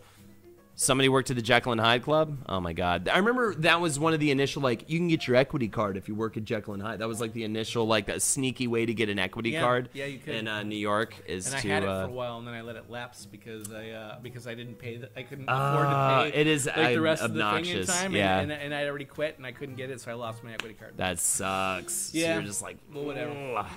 I hear you. Yeah. I hear fucking need you. it. So you got it from doing Jekyll and Hyde? I did. Oh, very I had funny. it for a little bit, and then I lost it. Very funny. This is years ago. What the hey else, Jeff? What else is going on before we get to the cards? Anything else you wanted to talk about today? Let me tonight? tell you. I'm loving the vibe. I'm loving this jazz. I'm loving this. These drinks are fantastic. It's a little darker. I think I like have the black over here. I feel like normally I'm bombarded with my face a lot. Oh, on so, that side, yeah, you like it more right up front. I like- kind of dig like that this- too. Yeah, it's like I've got Spotify on the left, so it's more of a friendlier, I wanna darker ask- tone on the left. This is a question I actually thought. So I actually Yes. want to ask chat something here 1st. I'm curious. I want to if you. What is the right word to ask this? If you are you, what's the word? It wasn't aggressive. I'm wondering if you guys I'm are so like, afraid. fuck, I haven't had that much to drink. Anybody in here racist? No, what was it? What? Don't answer that. I'm a racist. Scream it. No, no. I'm curious. Like, are you? Thank you, Lone Star Kate. Are you confident? Like, say in real life. Because everybody comes across like really like confident and cool and stuff here in chat. You're all like alphas here, like the people we see. At least that's my interpretation. I feel like when I bump into chat and I kind of say hey a little bit, and then I sort of back off. I can't type that fast. I'm usually at work and everything. And I sort of feel like I'm more of a little beta here in chat, so I'm just gonna hang back a little bit. But I'm curious what in real life does that translate over? Are you all super confident? When you're like this, like if you say you're with friends, or you're not, or you're just out and you meet a whole. Are you group alpha of in real people, life, beta are on you- chat, beta in real life, alpha in chat? Do you feel like your online personality is different from your real life personality? I'm just and curious. how is it different in that way? I like this question. This is a good question. I to ask, haven't Jeff. had a lot of. I'm a little bit new to being like in. I've never really done like chat or anything. This is the most I've ever done it. When I like hop on like during one of your streams in the middle of the day, and everybody's like, it's fun to read this. I mean, I'm actually. This is one of the things where this kind of kept coming back is that it's like everybody's like cool and everybody's like got funny things to say, and it's like, and I enjoy this. And we like keep I said, it real. I feel like we've carved out a pocket of Twitch. Yeah. And are able to do nice things. In it and be nice to each other and rarely have to deal with any sort of difficulties, It's a good. Emmy Bug says it depends on who I'm around. That's totally with me. Yeah. I have that big time too. When I'm if I'm mostly with people who I don't really know, then I'm definitely gonna be kind of hanging back probably. But if I love rugged time. I'm much more of an asshole in real life. Jesus, that's so funny. I'm a bad boy in real life. I keep to myself. I hate everyone and have a short fuse lately. Gotcha. Are you serious? Not really sure how I come off in chat. Nuka Baby, come off as like fun, free and fun, kind of light on the toes. Always sort of a pleasant personality, very excited about the stream, very excited seeming to be here, and rarely, does it seem like anything really bothers you in chat. You just seem to brush things off and just have fun with stuff. You all seem, everybody comes across cool, except for McManwish. He's, Switch. I picked your name at random, McManwish, who was at the top of the thing. So. Begrudgingly alpha. Like, I'd really like to be more beta, if that makes sense. Yeah, that totally makes sense to me. Sometimes I feel like I could tone it down. I try to keep them both the same. That way it's always the real me. No, I'm totally different in real life mainly, but give me a few drinks. I'm a big dork. Absolutely. It was fun to finally get to like actually talk, like hear your voice, India, and talk to you when we did Saturday Night Fights. It was a lot of fun. Yeah. So that's always a blast too when I first hear someone's voice or see someone for the first time. When I first saw McManwich for the first time, he's like a fucking mountain man. He's like it was so great. It was like kind of what I envisioned, but at the same time like more than what I envisioned. I think the anonymity of this allows me to be more alpha than I normally would be daily, but I'm not in contact with a lot of people. This is people are really getting good at answering these questions. I think the anonymity of this allows me to be more alpha than I normally be. Oh yes, I already said that. About the same in real life as on Twitch. I am not as sarcastic or jokey because tone doesn't carry well online, and I don't want to come off as an asshole. If I'm with my friends, I'm an alpha. If I'm in an uncomfortable situation, I have zero confidence. If I'm around people I don't know or people that, like if I'm hanging out with my brother's friends, it's so funny how quickly I become a little brother, a sheepish little brother. Yeah. And I have to kind of check that sometimes and be like, dude, you're like fun. People think you're fun and fun. Like, just be fun. Like, one of my brother's friends is a fan of like the podcasts and stuff, like a fan of Roundtable, and just knowing that allows me to be more like comedic and fun around him. Yeah. You know? Whereas the other guys, they're all like kind of fratty and stuff, and you know, I get a little squeamish, like a little bit. Like, I just get really quiet and turn into that little brother. Oh, I want to go back to Time Machine first. Can we go back a little bit? Oh, shit. I have to pull up the Twitch again. That's cool, yeah. But I don't know if it'll show me the old chat. I believe the paraphrasing was I'm pretty obviously a trans person, and people kind of treat me accordingly, I think you said. But I wonder where you live, because that like affects like where you... Interesting. Where do you live is what I'm asking, Tim. I feel like my IRL stream selves are pretty similar. I'm always nervous about saying the right thing, and every now and then I bring the lulz, which feels super awesome. Hell yeah. Lack of face-to-face online hurts me. Interesting. I don't think I've ever had a problem with anyone on the chat before. Interesting. I'm looking at the bubble. We tend to get rid of the shitheads pretty quick I've around seen that here. happen a couple Tend times. to be a bit of a police state around here about the shitheads. I'm looking at the Buffalo Wild Wings menu online. What does that say? It says a lot of things. Says you like my wings. father-in-law. Spicy, mild, what are we talking here? I'm a ball of madness, absolutely. Could not agree more. Holden would be shocked when he saw me. Interesting. Yup, that's Manwich. My voice can throw people off a bit. Yeah? I don't know. I think I kind of, like, I don't know. I don't know what... How would you describe your voice, Indy? I don't want to describe your voice because I don't want to, like... say to something like somehow like insult you accidentally. My personality is confident, open book, and I sound smart whilst typing. I'm really an idiot. Gotcha. I mean, I am black, and when people I know only online see me in real life, they get confused. That's funny. Well, because that's so weird. Like, where does that initial impression that you're not black come from? You know what I'm saying? People don't exist. Yeah, that doesn't happen. Yeah, at least not on Twitch. Well, I try to be nice to everyone. You guys are also lovely. I'm very social in real life, and I'm a very big extrovert, but I'm really an anxious kid. I think people get weirded out by me off-stream gaming with me, because I'm obviously way more quiet, because we're not on stream, and I'm not like, even, this is, the difference is just that I know that I need to keep a line of dialogue going to keep the stream interesting. So I don't want to necessarily call this a performance, because that implies that I'm being disingenuous for myself. When at the end of the day, the only performance part is literally like I'm saying everything I'm thinking, and I'm making a focused effort to keep the conversation going, as opposed to off stream where maybe I'm hanging out and I'm comfortable and we're just chilling. You know, there's a real, because we'll usually like hang out after we shut this down. We'll usually have another drink or something, and yeah, I feel like you're getting definitely a genuine Holden with this for stream, sure. So, yeah. Just the difference is like when I stream, you gotta keep it fucking going. Yeah, all right? yeah. 'Cause if you don't keep it fucking going, it's boring. Well, no you one gotta wants be a to good hang host. out. You know, So, I haven't been untruthful about anything in chat except for when I said I played Fortnite with Ninja. I only found out who he was that day. Interesting. I try to be on stream and off. Who believed that though? Because I try to be me on stream and off, confident and snarky. I would go with that. That's a good description, I think. But yes, confident and snarky. But I don't think snarky. Snarky's like, it's like 75% confident, 25% snarky. You have a warmth to you that I don't think, like, that I feel like nerfs the snarky a little bit, like in the sense that like you don't come off like, oh, Cammy, she's snarky. I think your other like your warmer qualities like shine through over more than, like, snarky's like a small part of it. Who else has a voice that most people don't think you would have? Oh yeah, that's a good question. Who in chat? Yeah, my brother is the same way. I don't think anytime I hear someone's voice, I don't necessarily like.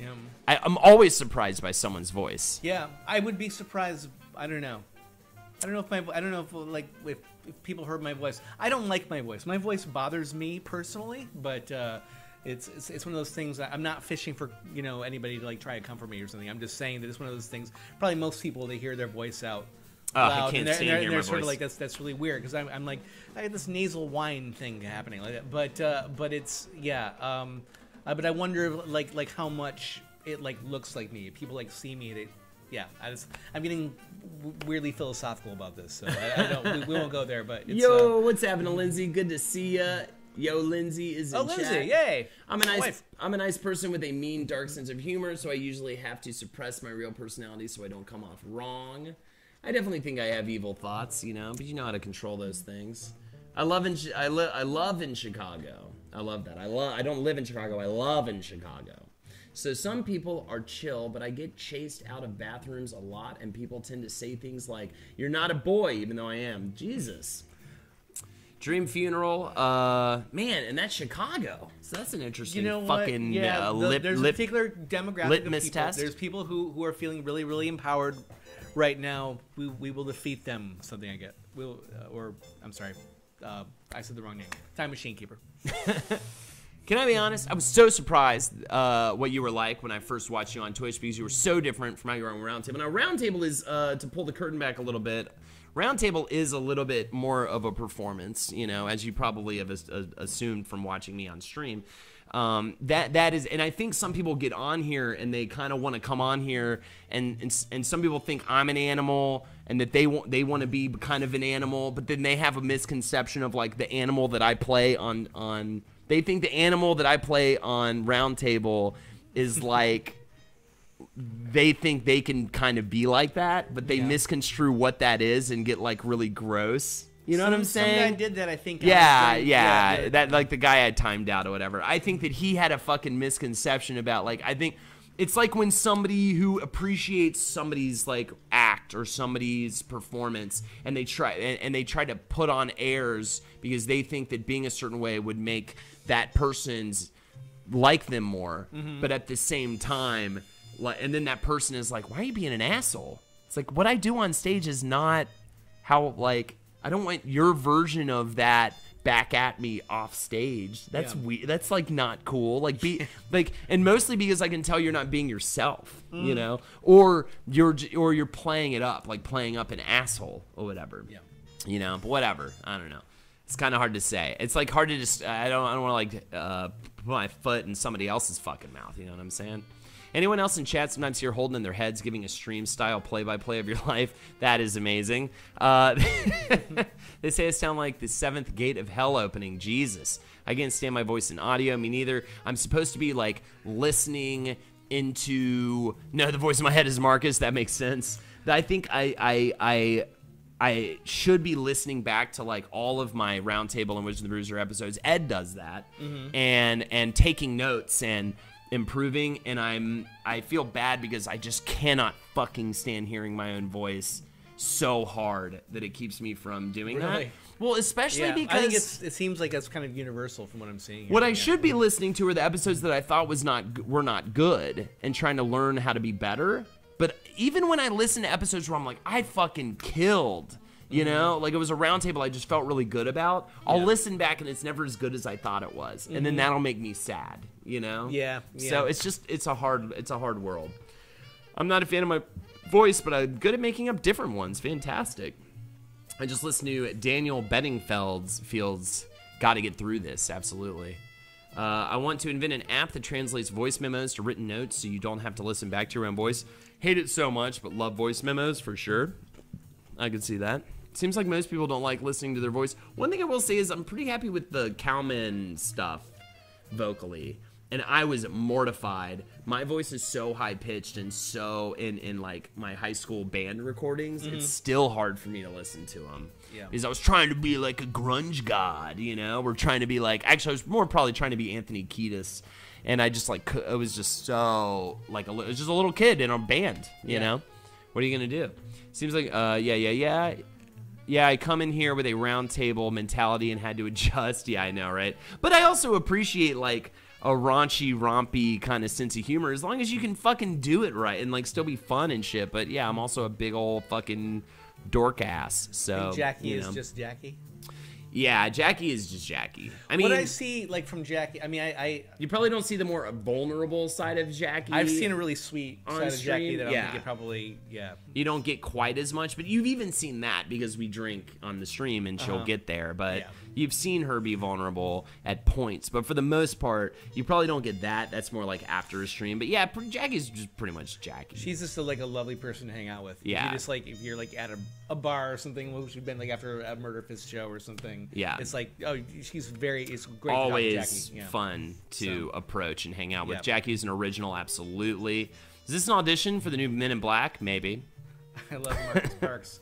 Yes, he's fantastic. Had a little. We had our first Not to, again, I keep using the phrase "pull back the curtain," but one of the cool things we did today is we had our first like actual like meeting, like last podcast network meeting, and it made it so much more official. And for the first time, like I used to loathe fucking office meetings, you know, like I've complained about them on the stream before. I used to fucking loathe them, and for the first time ever, I'm like, oh, I was like excited to do the meet, you know, because it's like, oh, I have so many things to ask. Like we need, you know, finally an open line of dialogue with everybody, like where we can really kind of centralize and focus and like move forward and make these things better and bigger. So that was kind of awesome. But yeah, I had a little chat with him earlier. Listen to old round tables, and they're so intense and like egg on each other. Oh, and like egg each other on. Yeah, for sure. I mean, we were in our fucking 20s, man, and we were out of our, you know, we were getting hammered, and we were getting crazy. It was the last podcast guys and our lovely Mary, who does the editing, and Travis, which you might know of, another person who works for the thing. And yeah, I just re-listened to Bobby Pets. Fuck yeah, Dutch M Disease. That is one of my favorite episodes. That dude is so funny. Fuck, why can't I think of his name offhand? He's very, very funny. Lots of Jackie love here. Yes. Holy shit, it's still the Jackie. best. Yeah, that's Chris D'Aurelia. Fuck, why can't I think? Dutch Limb Disease, you might have to help me out. He has a podcast out now called History Hyenas, so check that out. That's better, actually, than plugging, than even saying his name is actually just saying what podcast he's doing. Hey, what's happening, Carlsbad? Carly, of course, from Creep Show Creations with Carly. Cheers to you. We've been having a great old time. Good to see you, Carl. Mm-hmm. Jackie is the queen. Just a lot of Jackie love on here. We were talking about her. I think I might. Chris DiStefano, thank you so much, Dutch Limb Disease. I can't believe that name escaped me, but I'm glad I at least remembered his podcast, because that's almost more important. Check him out. Also, he's on, what's it called? Ultimate Beastmaster, which is a guilty pleasure of Lexi and I's. Check out Ultimate Beastmaster. He's an announcer on season 2, which has made me so happy to see him doing that. Also, Carly is a fucking badass. Hell yeah.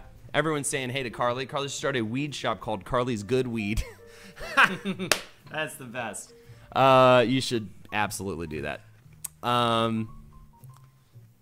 Hey, we've got hellos in chat to everybody. What's the drink this evening? That's actually a good call. We might actually want to refill before we get into the cards. What time are we at here? Was this like 8:40? 8:40? We're doing the Pimm's Cup. Pimm's #1 ginger ale, rye, and cucumber for garnish. I think I'll wait for the steps because I think we're going to mix one in just a little bit. Yeah, we're talking Bobby Pets. And also Roddy Dykes. We're bringing back all the old good ones from Round Table. Hopefully we'll get a recording of that in soon. What the hell else was I going to talk about? Gotta run. Have a good one, Dream Funeral. Appreciate your candor. Prince of Grunge. I've just about finished listening to every Page 7 for the second time. Jack keeps been going through tough times. Hell yeah. Oh, my God, I feel out of breath. What was I going to say? I was going to say, if you'd like to donate, I split all donations with guests. We've also got some really good incentives on here tonight. Let me pull those up for you guys. $5, we'll cheers you. We'll give you a specific, a special toast just for you, and I hope everybody in chat will toast along with us. Thank you so much, Gimbal Baby, for the cheers. Thank you for the 300 bits. We also have $10. Jeff will show you anything from my apartment that he can find that is interesting and cool. Amazing Calvin and Hobbes complete collection before. Earlier was the Calvin and Hobbes complete collection. That's never mind. Don't look at those. That was from Jackanese. Those are the wrong ones. Those are the other drinking incentives.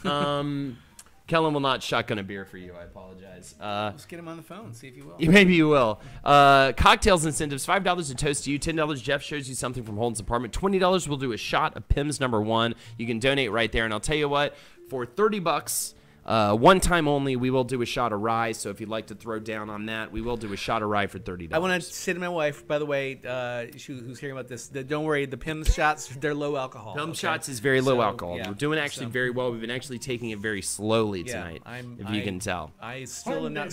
She's a man, baby, with the 60. Great discussion. Smell the bell, baby. Gladwill, thank you so much for the 60. We just said we do a shot of rye for 30. I think we ought to do that. Plus, we will do a show you something from from the apartment, and we will do a toast to Gladwell. You're out of drinks.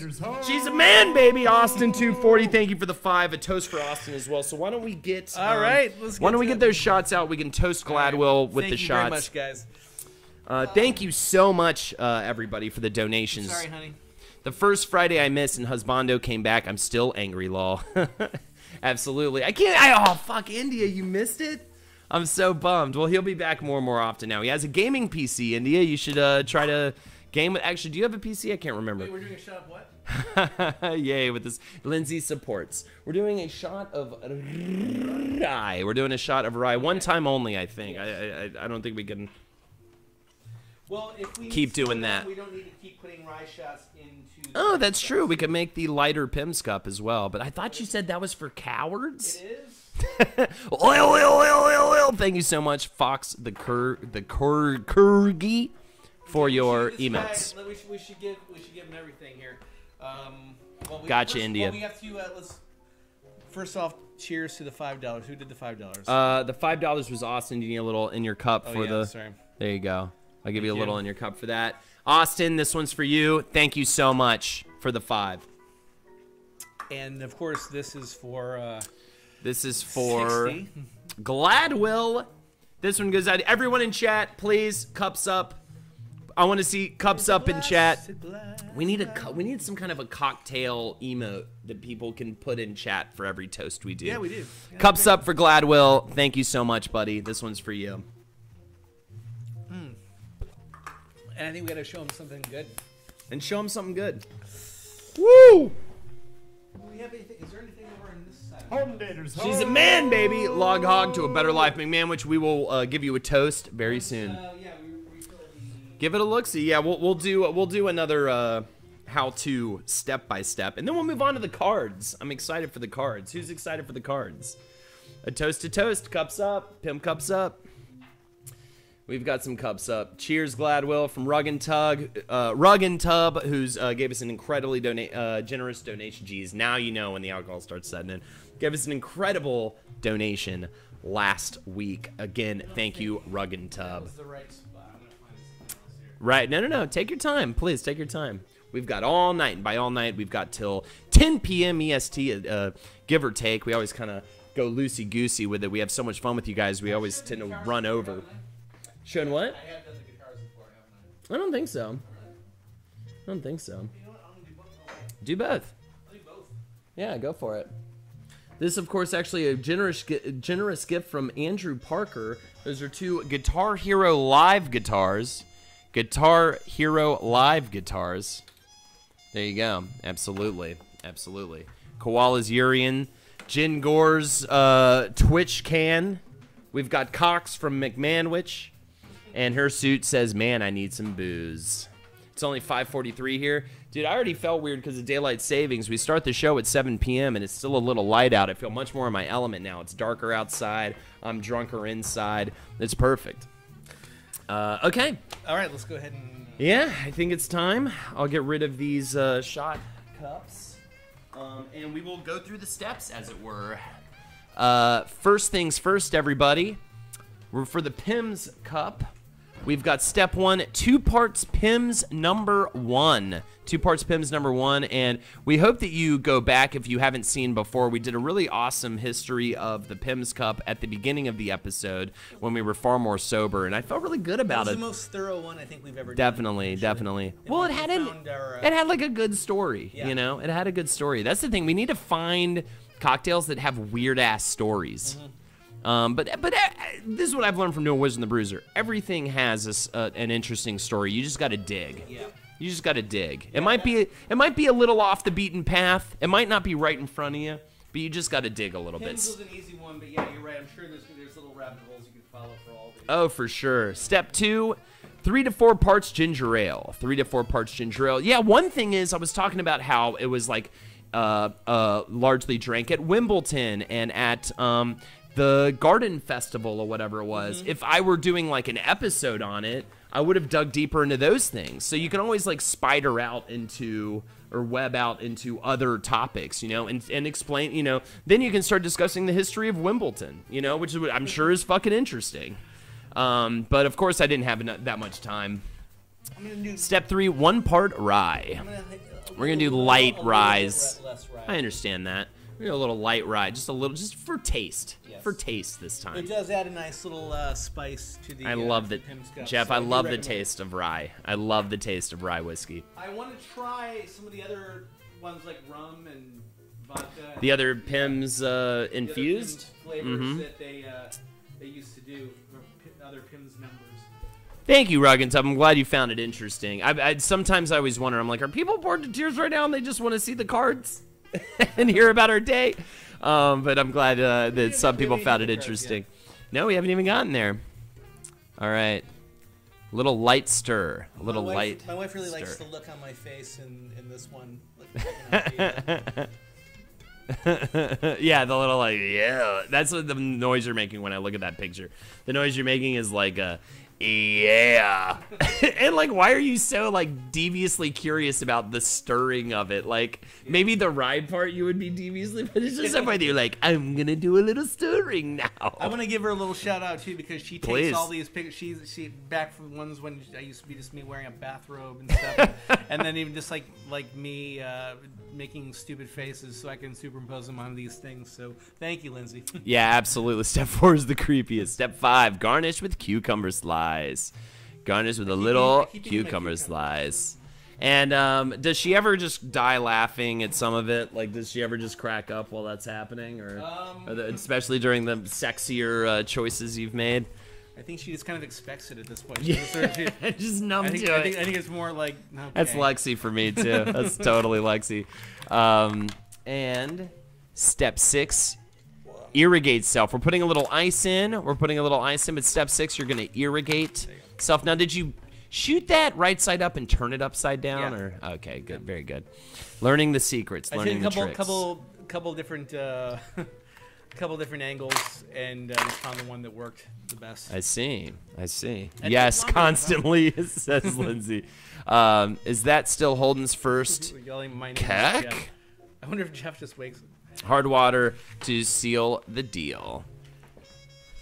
Hard water to seal the deal. Lindsay with the kisses. I'm glad we actually got to use this dollhouse because this is a gift for my kids from one of our friends, and they never play with this. They're not really interested in that dollhouse, so it came to use for something. Nougat Babe is very curious what the thought process was in the creation of the Raggedy Jeff doll. Did it come from the dollhouse itself?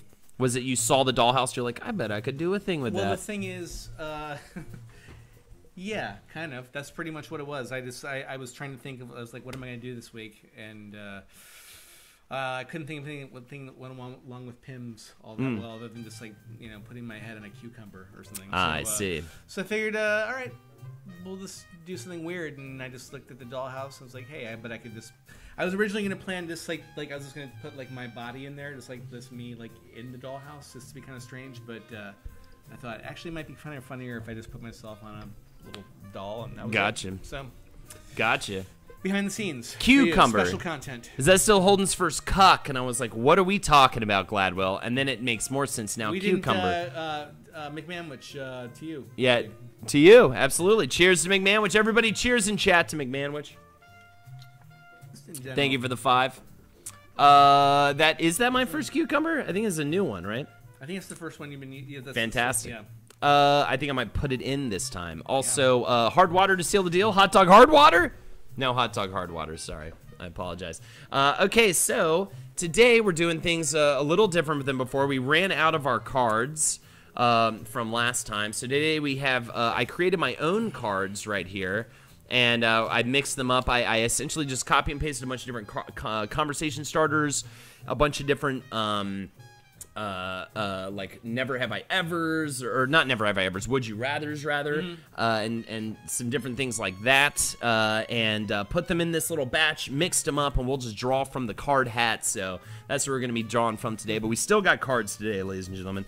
We still have cards. Holden, if you haven't tried it, get some Flesh and Blood IPA from Dogfish Head. Drinking that right now. Really tasty. Sounds right up my alley. I'm a big fan of IPAs. Really, I love IPA. Well, Rug and Tub knows I love IPAs, and Dogfish Head is fantastic. I really like their Raging Bitch, which is an actual name of a beer. Jared and I used to agree that Daddy Jared and I used to agree that that hops were overrated, but I think he's betrayed me a little. Yes, and now he's actually more into it. What I hate is that IPAs are like associated with like hipsters and stuff. It makes me so bummed out because I just genuinely fucking really like the taste of them, and I didn't, you know, it was kind of that happened like before I looked around and was like, oh, this is like a thing now that like is associated with like Raggedy Jeff is funny and terrifying. It's terrifying.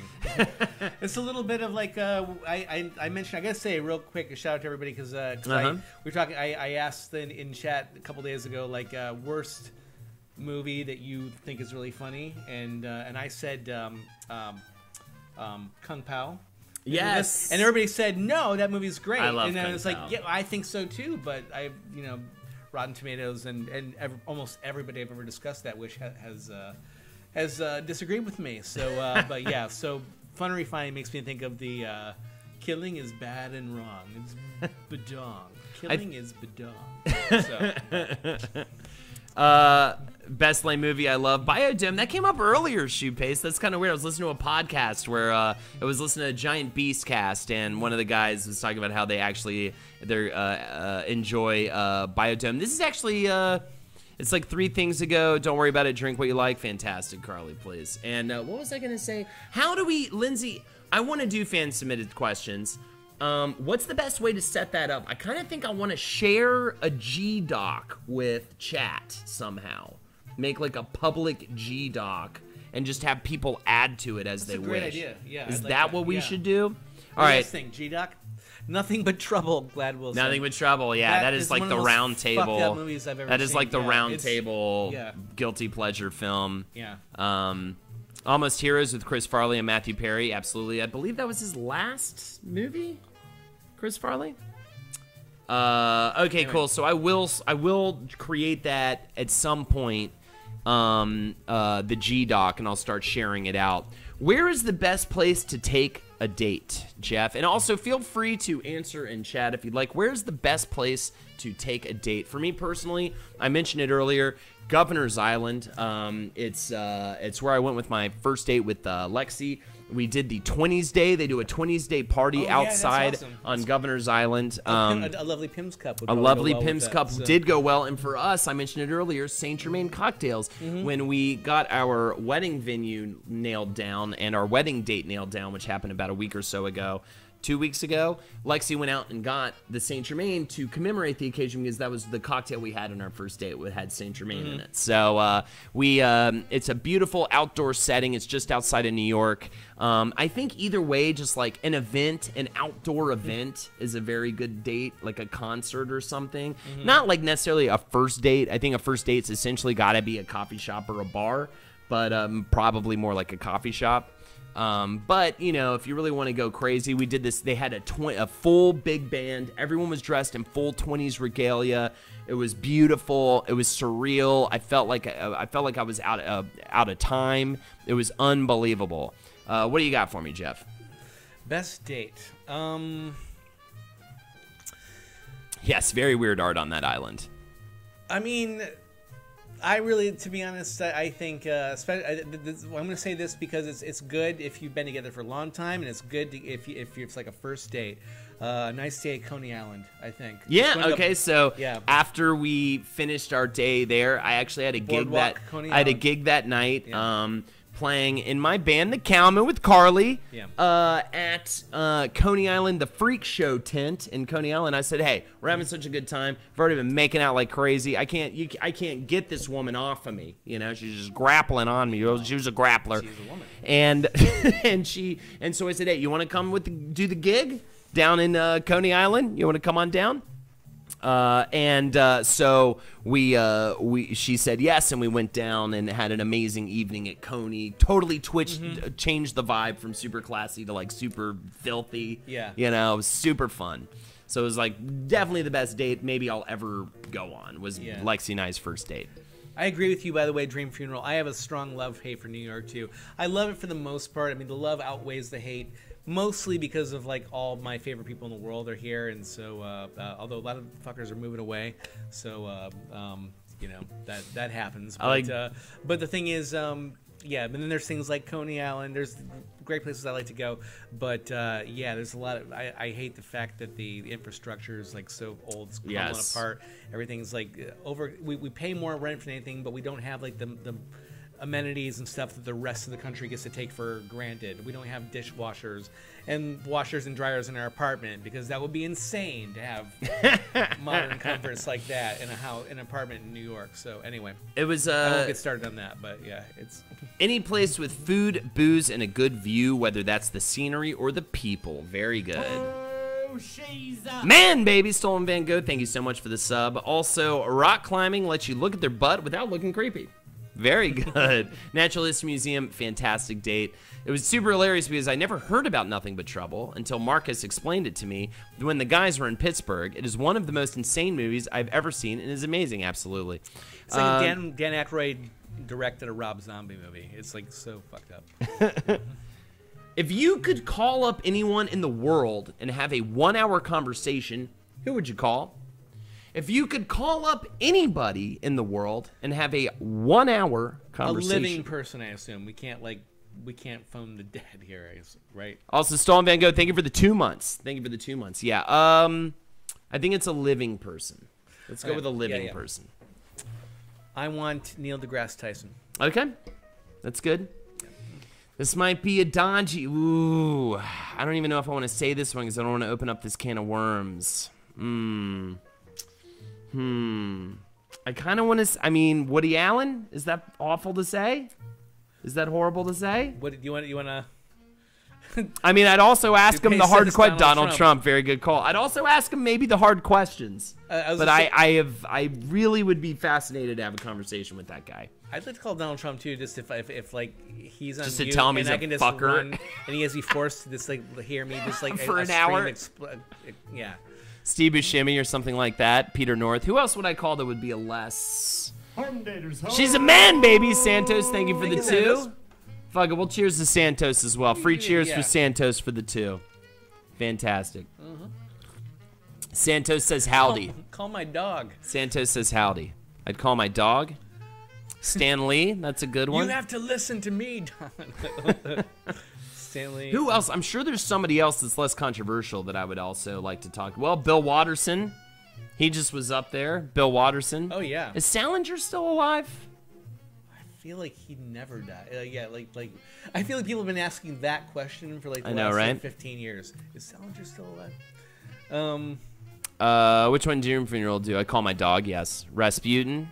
Fantastic. Woody Allen is a creepy fuck. See, I knew I couldn't even bring it up. I was thinking about him earlier, though, because I was just like, what is his writing process? And I was just like, oh, yeah, but everyone hates him. We said Rasputin. It was like, well, we said like a living person, but that fucker, they killed him how many times? So maybe he is still alive. Yeah, Penguin Pan says, I feel like conversation with Donald Trump would be way too frustrating to last for an entire hour. Also, I just feel like you'd run out of stuff to talk about after 10 minutes, which is sad and telling. Rasputin is dead. Yeah, you can't talk to Rasputin. He's dead. I'd call the head of the USDA and get to the bottom of the corn issue. Interesting. Also, Woody Allen is also super overrated. I can't even. Alan Moore would be a good one. Alan Moore. I would have a conversation with him. Rug and Tub says OJ. Okay, cool. So Rug and Tub chose a more controversial figure. That's a good one. Grant Morrison would be very cool for sure. I feel like I would just cry at Obama. I would just be like, why can't you do 3? Why can't you go for 3 of them?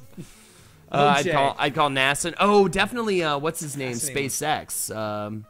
Elon Musk. Elon Musk would be amazing. Shigeru Miyamoto, fantastic. Oh, Hideaki Anno, creator of Neon Genesis Evangelion. That would be a huge one on my list. Are humans better at creation or destruction?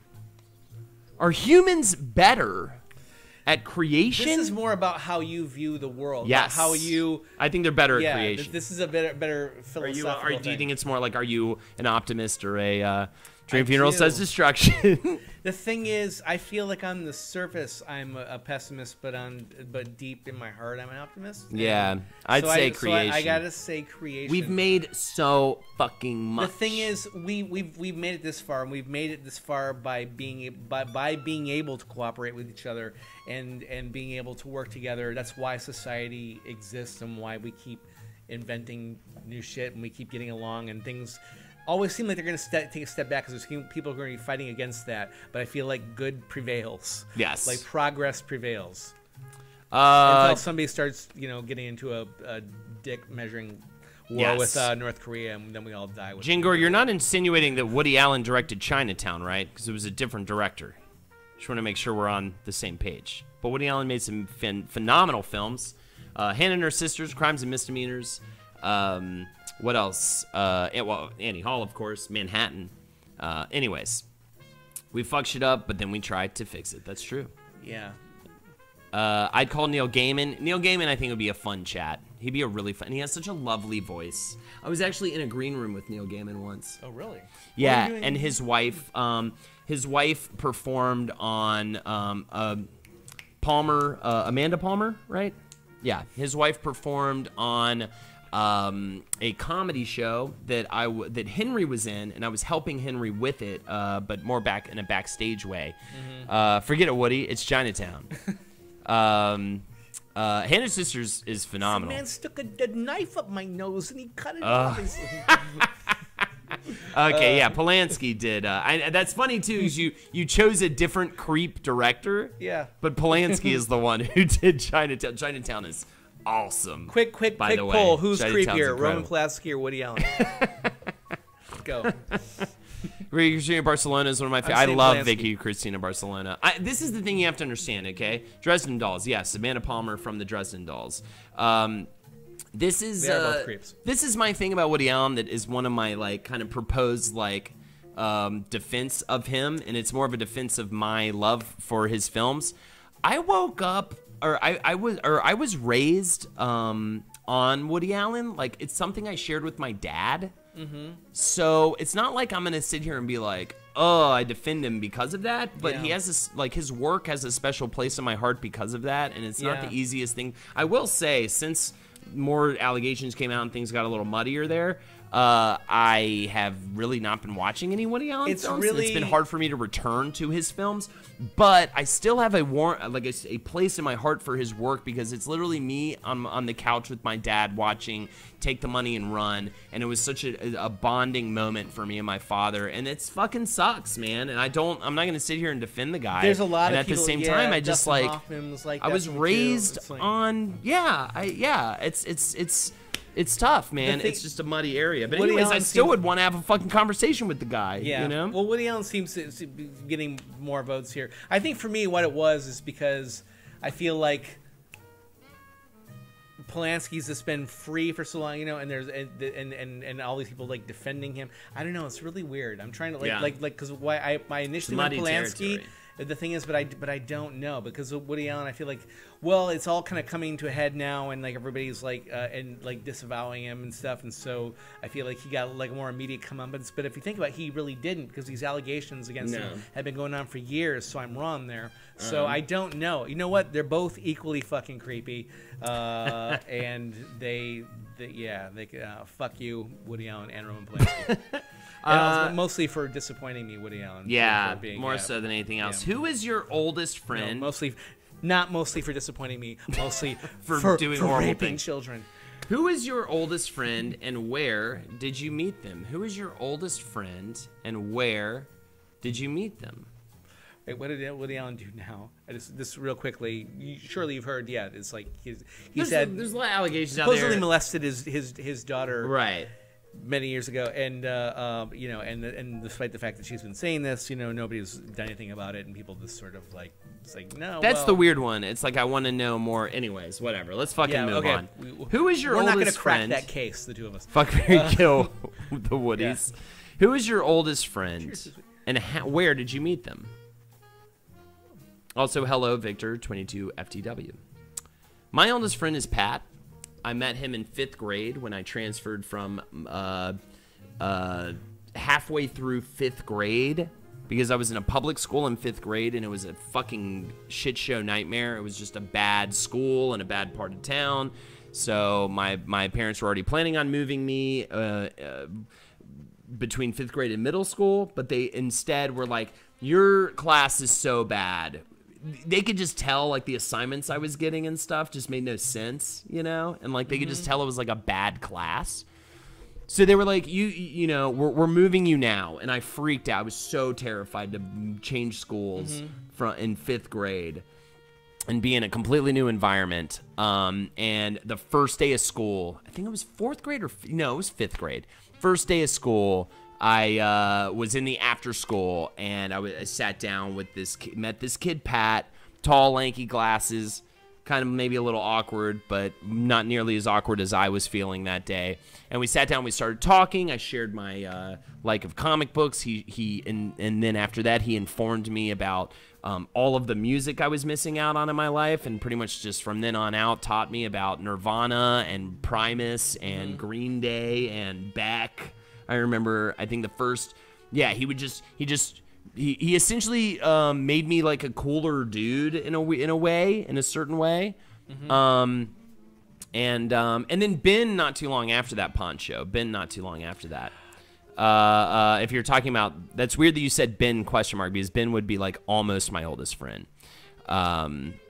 So yeah. I really quickly just want to address, there's been a little bit of back and forth about like Woody Allen. I think some people think that like his thing is like marrying like Soon Yi, you know, who was like his stepdaughter, I believe. You know, but no, there's more than that. It's actually, that part I'm not necessarily. The real, it's gross, but it's not like bad. Was allegedly his daughter, or actually, I don't know if it's I guess it's not his daughter, but it's like his daughter-in-law, Dylan Farrow, actually. Supposedly, when she was underage, Woody Allen like molested her. That's the other part of the story. It's not just the Soon Yi stuff we're talking about. Just so you know. Anyway, heart once for going once. Back to there is an idea that I've heard about the death of the artist. Also, I get that, and I'm actually kind of cool with that, especially with his bigger work. No, Poncho, he's just a good friend of mine, man. I don't understand why you got to say stuff like that. My best friend and I hated each other, and we have been friends since 5th grade. He was my best man, and I was his. Also, we just recently saw each other. I went to D.C. and met up with all my old high school friends, and it was fucking amazing. And he's the one who brought the SNES Mini. Oh, yeah. And and we were literally like we were all sitting around the room playing SNES Mini, playing like Donkey Kong Country and listening to fucking Outkast on the speaker, on the stereo. And we were like, holy fuck, we made it. We're like back in high school. Yeah. Like we did it. It was so cool. And just like completely found that place again and had so much fun, so many laughs. So anyways, you have your oldest I do friend? actually. Well, she's actually been on, in chat once or twice, but it's been a while now. Oh, fantastic! My friend Caroline, yeah. I actually, it just dates back to college. Yeah, she was my first like friend really that I made when I was in college, and she moved out here not long after I moved out here. We went to Colorado State University, and yeah. Here I'll just tell one story about kind of encapsulates like our friendship. She moved out here, like I said, not long after I moved out here. I moved out here to go to an acting school called the New Actors Workshop. No longer exists, but I was here, and I was here by myself for Thanksgiving. My 2 roommates at the time, who also went to that acting school, had gone home. And Caroline had just moved out here, and she came over to my place for Thanksgiving, and they were having a Mystery Science Theater 3000 marathon on Comedy Central or Sci-Fi Network or whatever they were on at the time. And so we're like, we'll just make our own Thanksgiving meal, and we'll watch the MST3K marathon all day.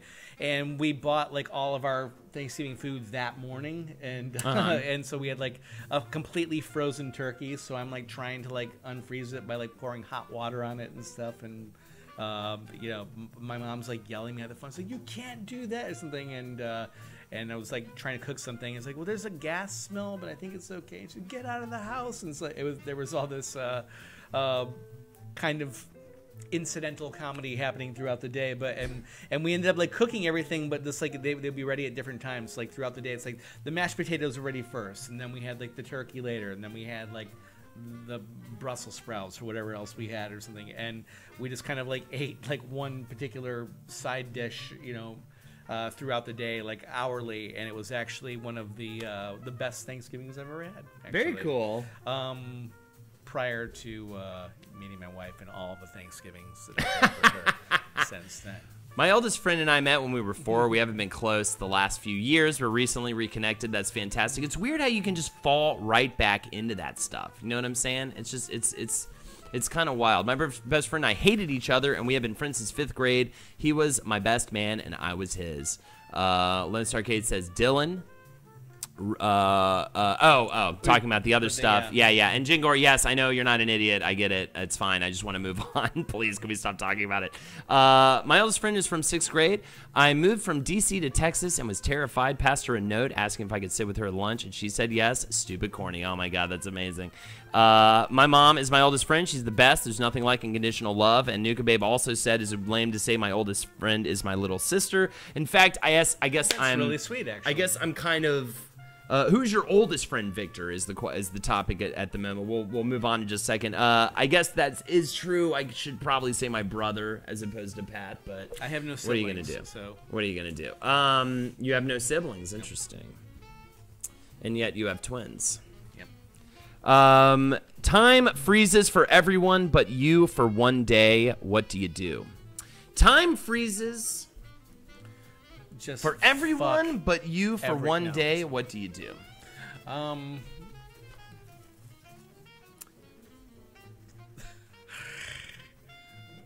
Showing the fact that I'm a parent, because I want to say sleep. I just want to sleep. That's all okay. day. That's an answer. No. That's okay. That's an answer. Well, that's part of it. I'm gonna sleep really, really fucking late and rob a bank and look at a whole lot of boobs. You're That's banned. the thing, man. What do I do in a day? I got a day. That's the thing. It's like if I had like. I got a day. I'd probably go get the money. I got a day.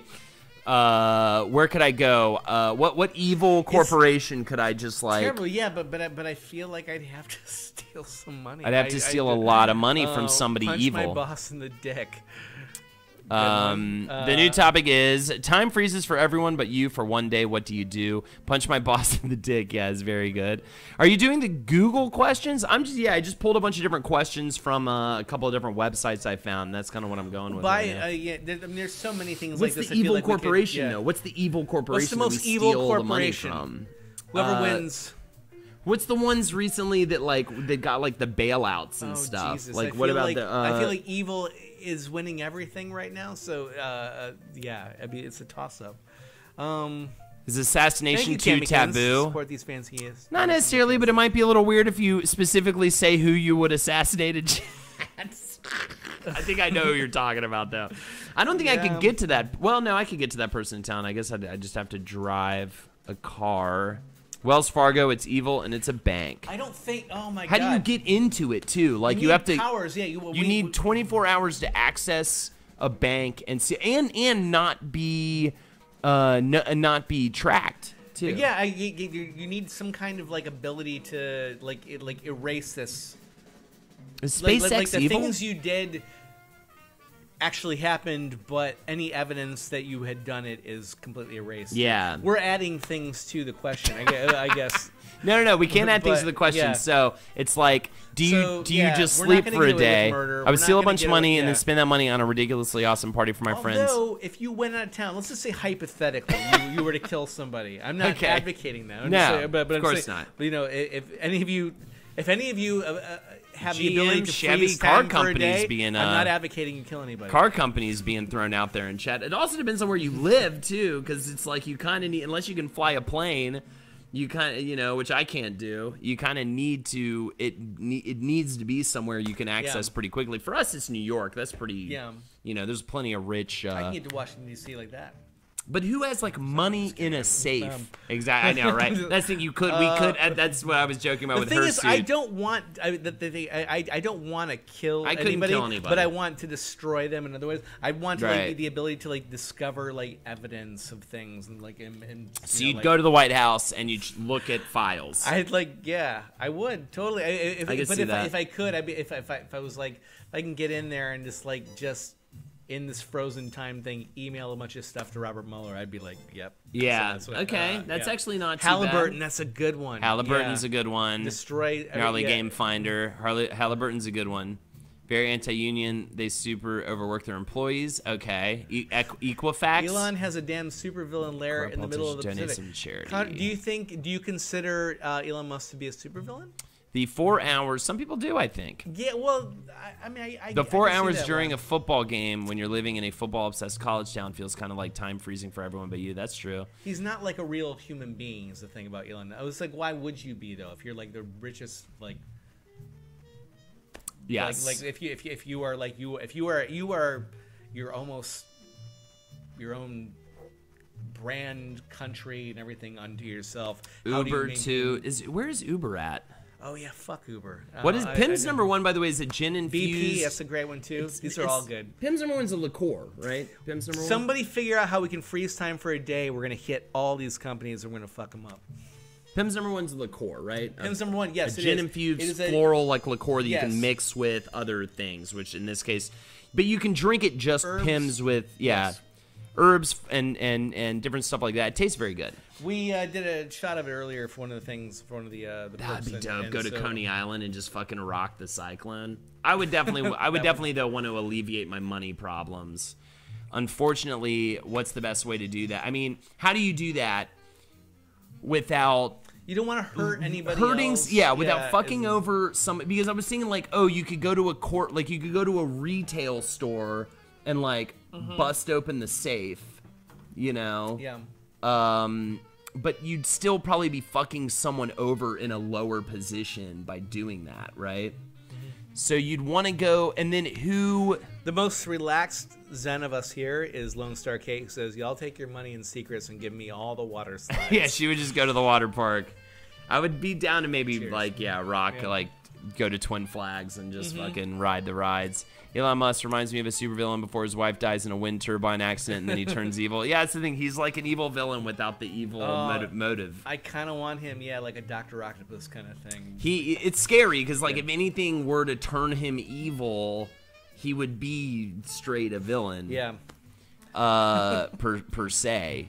Yeah. Man, you've got me thinking about this. Because the hard thing is money's so digital now. And we need the reanimated corpse of... oh my god, I just took it dark. I was going to say of Stephen Hawking to...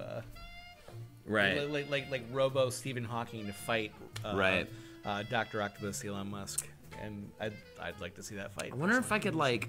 The only, you know what? I would have to be able to... Here's the Stephen Hawking, by the way. I would have to be able to access... I would have to be able to, like, access and move around money digitally is all it is. Like, but it's being able to do that, and I don't know if I could do that. Yeah, I'd have to like I'd have to put on a VR helmet and like tap in. Either way, I know I'm thinking about this too much, but now I'm just like thinking like Bernie's with Hawking. My mom. Wait, where did this come from? My mom is 60 and still hot. Jesus. Is that in reference to something? You know what? I have no idea. I don't want a reference for that. I just want. Poncho is dubious tonight. Yeah. Is what's happening. Hawking brain in a jar. Absolutely. If time was frozen all night, so I just go to Disneyland, ride everything. Body, though, also, Jeff, you know what Hawking's last words were? The Microsoft log off sound. I already heard that joke. I haven't heard that, so I like it. Who would be the worst person to be stuck in an elevator with? Who would be the best person to stuck? Oh, his mom is 60 and still hot. Elon's mom. Elon Musk's mom. Interesting. Yeah, sorry. Interesting. Who? I feel like 60 is the new fucking 40, man. I wish I didn't know that, Poncho. I kind of wanted to just picture your mom. You being proud of the fact that your mom is 60 and still hot. Yeah, I kind of enjoyed that. From me, I said it in chat last week. Oh, yes. Oh, right. Okay, there you go. That's why I've heard that joke.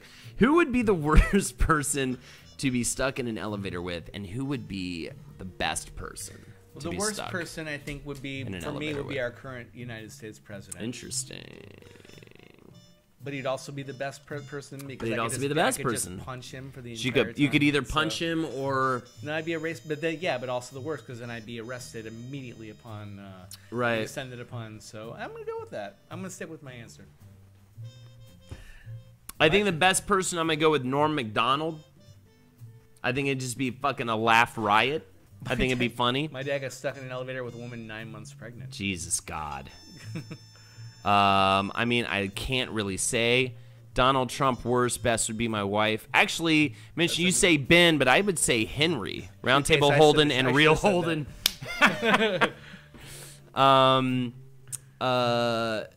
I would say, yeah, Henry would be a good one. Answers here. Betsy DeVos and would Ben be a would terrible probably person. be an yeah. awful Prince one. Would be amazing. Yeah, current president would be the worst. Louis Anderson would be the worst. I've been stuck in an elevator before, and I think JD would have been the best person. I like my answer for best and worst at the same time, but I want to try to think of a best and worst. Best. Worst would have to be somebody who has like a lot of anxiety. No, I'm gonna pick somebody. I'm not gonna say my wife. I want to pick somebody who I've never met before. I think the worst one, like, because you can think of people you don't like that are popular in popular culture or in your life, but really the worst person would be somebody who has a lot of anxiety and a lot of anger management issues. Worst, any child. They have tiny bladders and sticky hands and stuff. Shut up. Yeah. Yes, absolutely. Maze versus honestly, Scorn. yeah. As much as I adore my children, I would not want to be stuck in an elevator with them. Jack Daniels. It would be a goddamn nightmare. Yeah, that would be awful. John right? Your kids might take it for worse. Time Machine Keeper, because said John Candy. Is that your best or worst? I think John Candy would be the best. We're talking living right now. Yeah. We're talking living. Current Christina Aguilera. Worst feminine? What? Poncho, you're being the worst tonight. Current Christina Aguilera. You're the worst person to be stuck in an elevator with right now, Poncho. Yeah, you're becoming the worst person. Yeah. Hello, says Instant 3Play. How you doing, buddy? Worst would be child Donnie Trump. I think there was a video that came out not too long ago. There was the video that came out not too long ago that was like this guy, this very obviously like very kind of quiet, nerdy guy stuck in an elevator with a guy that was fucking screaming, like angry as fuck, just like, ah, get me out of here! Like, and it was just like, it was, you know, and like, I mean, the people were trying to get them out of the elevator and stuff. But one thing you have to know about an elevator, because you're talking about, I'm having an off night. That's okay. You're talking about heavier people or whatever, I think maybe, or tall or whatever. But other than like just not having any space to move around. Sorry, the winner. The Rock would be the best. Ray Rice is the worst. Best Eagles, Jim Carrey, worst about to get sick person. Yes. Alex Jones was my next one. Yeah, absolutely. For those of you who don't know, Ray Rice is the man who punched his wife. Yes, in the elevator. Yes, actually, he would be the worst. The zombie from Return of the Living Dead. Actually, a zombie would be the worst because the zombie would keep getting up and trying to eat you. Yeah. So actually, that would be a terrible person. You gotta do like a big, like this haymaker foot thing. What's the foot equivalent of a haymaker where you just like stomp on his head so much like that? Yeah, you'd have to do that thing. Stompy. I think it's called a stompy stompy. Stompy. What else? Are we done with this one? I think we're done with this one. Zombie John Candy. Yeah, that would be tough. That would be tough. Well, okay, I keep pulling this one and putting it back. What is your guilty pleasure? What is your guilty pleasure? I might get some shade from page 7 listeners right now, but I think my biggest guilty pleasure right now might just be Riverdale. Lexi and I don't necessarily think it's the best show, but we watch it from time to time when we just want to, like, peace out in our brains and just watch something silly and goofy and just kind of, like, ridiculous. I just want to say with Nuka Babe, I love her answer. Worst Hannibal Lecter, best Simon Pegg. Yeah. Yeah. That's a good one. Yeah. Best Eagles, I think Marcus would be fine. Marcus, though, again, I mentioned anxiety, and Marcus definitely has some anxiety issues. So I would say maybe that would be probably He's fun though. a little rough. I've only met him a couple times, but he's a fun guy. It's watchable trash. Thank you, Gladwell. Okay, exactly. Welcome to the family, Holden. Yes, absolutely. What was the question again? Guilty pleasures. Pleasure. I'd What say, is your guilty? Touching myself. Really? No, sorry. I love masturbation. No. I don't. That was the first thing that popped into my head. The first lowbrow thing that popped into my head. I think guilty besides, pleasure. You know what? I think besides I'm that, sure I would say like It's probably a show I watch or something. I think I actually would listen to more Taylor Swift if I didn't feel so like lame about. I don't know. I like it's silly, but I'll like tell you what. There's a couple good Katy Perry songs where I'm also a fan of. You're I think some really shiny candy pop music. Yeah. I think I don't listen to as much as I really would because, and I'm doing it more. I'm listening more and more. I got really into Keisha and stuff recently, and Charlie XCX and some other lady pop singers. But it's so funny because I've just been bred all my life, especially like growing up in the grunge era. I've been bred all my life to like Sia though isn't even a guilty pleasure. Ariana Grande, absolutely. I've been bred all my life. Good night, have a good one, Jin Gore. Take care. Good times in chat tonight with you. I've been bred all my life to be like, I'm into grunge. I'm into like real music. I don't like, I don't like pop's lame. And so like to be like secretly like putting on, oh yes, Fox. Oh please, Wu-Tang Clan's not a guilty pleasure, please. Oh yeah, no, that's. Lana Del Rey is fantastic as well. One Direction, yeah, that's Lana a Del guilty Rey. pleasure. Is she the Black Velvet? One Black Velvet and that little boy. Maybe I don't know, but I like your rendition of it. I like your fun rendition of it. My wife rocks that at karaoke, by the way. Yeah, the Black Velvet. Yeah, oh, she kills it. She won a karaoke contest once. That was one of the songs that she did. I see. So yeah. So wait, you have not answered the question. I also think pop music has gotten arguably far better today than it was back when I was listening to my Nirvana. That was I think that was mine was just like a certain pop music that I find really appealing. Yeah. Okay. Because I remember I said Katy Perry. There's some Justin Van Timberlake. Halen. There's some stuff, yeah. Van Halen's pretty legitimately good too. It's just we only know Van Halen from Jump, like, and if you think listen to Panama. Yeah, exactly. You got to listen to like some of the stuff Teacher. like before that. McMahon, which is guilty pleasure. I like to rickroll myself while log hogging myself. Yeah. If you were a king, or for chat, if they're the ladies in chat, queen, what would your throne look like? I'm sorry, I was reading things I didn't. That's hear fine. If you were a king, what would your throne look like? As a king, what would my throne look like? Yes. I think my throne would be a collection of emptied out video game consoles and controllers / marijuana nuggets. I'm just going to throw it out there. / bones. Couple of bones and some lizard skin for good measure. And it would all be creating a big image of essentially my emote, like behind me, out of all those different like found, kind of found objects. Yeah. Essentially. Yeah. I like that. Ooh, and it would have for on each armrest would be bonfires from. I know I'm making this motion right now, but it would be bonfires from Dark Souls on each armrest that I would like grip onto when I got angry, and it'd be like, "You fucker." Your turn.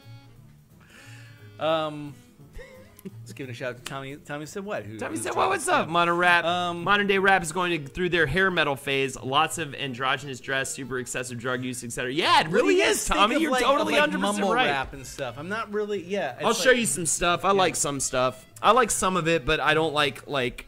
I don't know. I like some of the stuff that's risen to the top of it. Yeah, some trap. You're talking about some trap. We'll listen to some Migos after this. Well, okay, yeah. So my throne, you know what? I think I want my throne to be. I don't do as much writing lately as I used to. I used to do tons and tons of writing, and I'm kind of on the cusp of beginning that again. I have like a play idea I want to go back into and stuff. But I write out. I don't type. I write out longhand and then I type it in. And so I would like my throne to be like a paper mache model out of all the scripts and stuff that I've ever written, just because I have a real love for all those pen on paper like spiral notebook pages. So that's what my thing would be.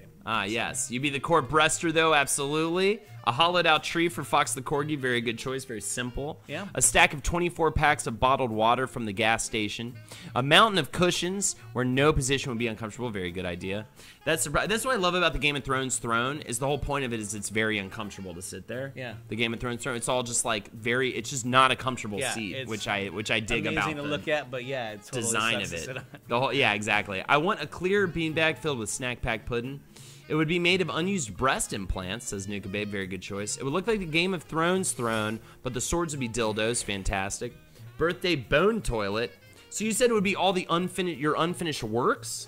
Not unfinished, like my actual finish, like the original like scripts of like plays that I wrote. You know, like Kentucky Goblin Siege and Space Captain and stuff. They'd be it would be all because I wrote them all in spiral notebooks. Right, and it would just be it's your like, work. It's like you'd sit on your work. You'd like circles and arrows and things. You'd be like manning your work, using your work to like Yeah. empower you. I love that. Mine would be a porch swing because I'd be a chill ass queen. That fucking dope, Lone Star Kate. Of course, Carlsbad. I could have said this already for Carly from Creepshow Creations. Mannequins and flowering vine plants that fireflies like. Absolutely. So, oh yeah, cool with a bunch of fireflies flying around. Thank you, Camikins, for the support. Yeah, Young Thug is definitely like the hair metal of rap music. I would probably go with you on that one. My throne would be made from human bones, like the catacombs from Paris. Thank you so much, Camikins, for putting the link in chat. If you'd like to donate, we still have some incentives on the table. If $5, we'll give you a personal toast. $10, Jeff will show you something from my apartment. $20, we'll take a shot at Pimm's. Any amount is greatly appreciated. Thank you so much. And I think it might be time soon. For one last. Do we do one last? Do we do one last one? I think these 52 people watching right now. I think we could do one last one. You know what? We'll do the play-by-play too. We'll do the how-to, and then we'll keep going with and all. Some are still coming in. Some are still coming in. West Coasties coming in right now after getting off work. My throne would be a giant fish bowl. However, there would be no fish. It'd be filled with chicken tikka masala. One of my favorite Indian dishes. I could eat whenever I wanted. That sounds phenomenal. I think about my favorite stream. Hell yeah, Victor22FTW. I'm so glad you feel that way. Thank you so much for hanging out, and welcome to the stream, to the chat.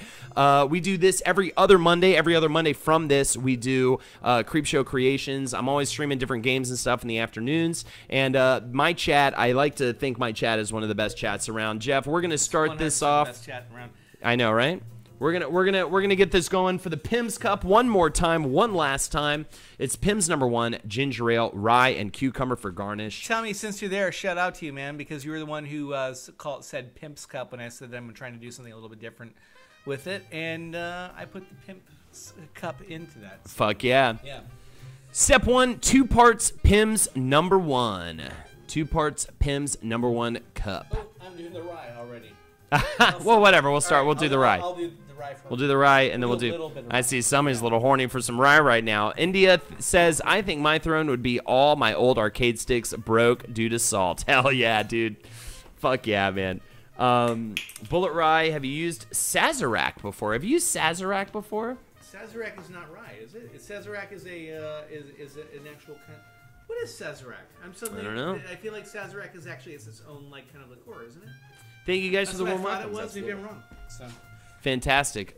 This is the Pimm's going in right now, Yeah. but I'll show off #2 in just a second. Everybody, of course, wants to see the Pimm's going in. That's a twofer for each. Sazerac is definitely the name of a Conan villain. Sazerac makes a rye, New Orleans original. Very interesting. Okay. Sazai rye whiskey. Okay, step #2. 3 to 4 parts ginger ale. 3 to 4 parts ginger ale. Right there. I'm just gonna eyeball it again. It'd be a little lame to like pour ginger ale into a shot glass on this stream, anyways. Gnarly Game Finder says bomb pour over. Nice work. So there you go. He just eyes it. Jeff just eyes it. You know so what? That's what I do. that's how he rolls. All right. Once you're this just purely just seasoned as a mixologist. That's right, Jeff. You're a mixologist, by the way. She's a man, baby. Rug and Tub. Thank you so much for the 5. We're gonna be giving you a cheers in just a second. So we already did the shots of rye. So there you go. So 1 part rye. We already did those. So we're gonna move right on to stir lightly. Yes. Stir lightly. Check out that candle, class. I know, right? We got this little Capricorn candle. I think I'm about to blow it out. I feel like we're about to run out of wax on this thing. There you go. And then for the finale, garnish with cucumber sauce. That's a garnish with cucumber sauce. By the way, Holden, PUBG Mobile dropped today. It's surprisingly not total shit. Did wait, PUBG or Fortnite? PUBG dropped a mobile game as well? Anyways, oh, thank you so much. Put my own ice in there. No, that's going to be just fine. Oh, absolutely. And then, hell yeah, Jeff's a bad dude. Faux show, absolutely. And for step 6, cucumber sauce, tzatziki, yes. If you want to squirt a little tzatziki in there, some Greek flavorings, I would absolutely agree. And then irrigate self, and that's exactly what we're going to do right now, right here. And this one goes out to Rug and Tub. Thank you so much, buddy. Absolutely. PUBG is on iOS now, too. That is ridiculous. I don't think I've ever heard Olden sneeze before. I sneeze pretty loud. You know, I always wake up Lexi sneezing at night. Yeah? I was gonna say some drinks can get you a little you know, after a while, like it's like you've had so much rye or something that it can give you a little bit of acid reflux or just be like you're like, oh, I gotta chill out with this a little bit. Something about Pimm's, it goes down smooth every single time. Keep drinking it. I say that. You just keep drinking it. Shout out to you, Pimm's. Shout out to you, Pimm's. This episode brought to you by Pimm's. Yeah. We should get sponsors. I mean, we're fucking pimping out all these different pimping out all these different drinks. If you had intro music, what song would it be? If you had intro music, what song would it be? All right. That's a good one. Don't forget the garlic. Oh my god. So you guys like egg flips? My intro music? I didn't really think about it. Superfly for shoe paste. I mean, my intro music for my stream is Shovel by Cowman. Maybe it would be that. Barbie Girl, the Olympic theme. You know what I want? Fuck the Pain Away. Very good choice. I want Hip Hopopotamus versus Rhymenoceros by Flight of the Conchords. This is my very nice. Very nice. Don't Stop Me Now by Queen. Bulls on Parade. Fuck yeah. From Rage Against the Machine. The theme song from Scarface. Push It to the Limit. Hell yes. Dancing Macabre. I'm trying to think. I'm trying to think here. India, just real Rat-a-tat, Wildcat, absolutely. I'm just curious about India. Is there a story behind India 636, or are you from? India? He is not from India. I can tell you that for an absolute fact. No, I have no idea why. Maybe not like directly from there, but like Is there any origin of Indian descent? The Pest Rap absolutely learned Scarface. Where India came from, but you don't have to tell me if you're like, if you're like, no, it's my own thing, so fuck off. Hot chocolate, you sexy thing. Brick House, I have no idea. Yeah, I'm trying to think offhand. It's getting more and more difficult. My Name is Mud by Primus. That's it. That's mine. I just came up with it. That was a huge one from back in the day. Hip Hopopotamus versus Rhymenoceros for me, and then there you go. So we actually ours rhyme together too.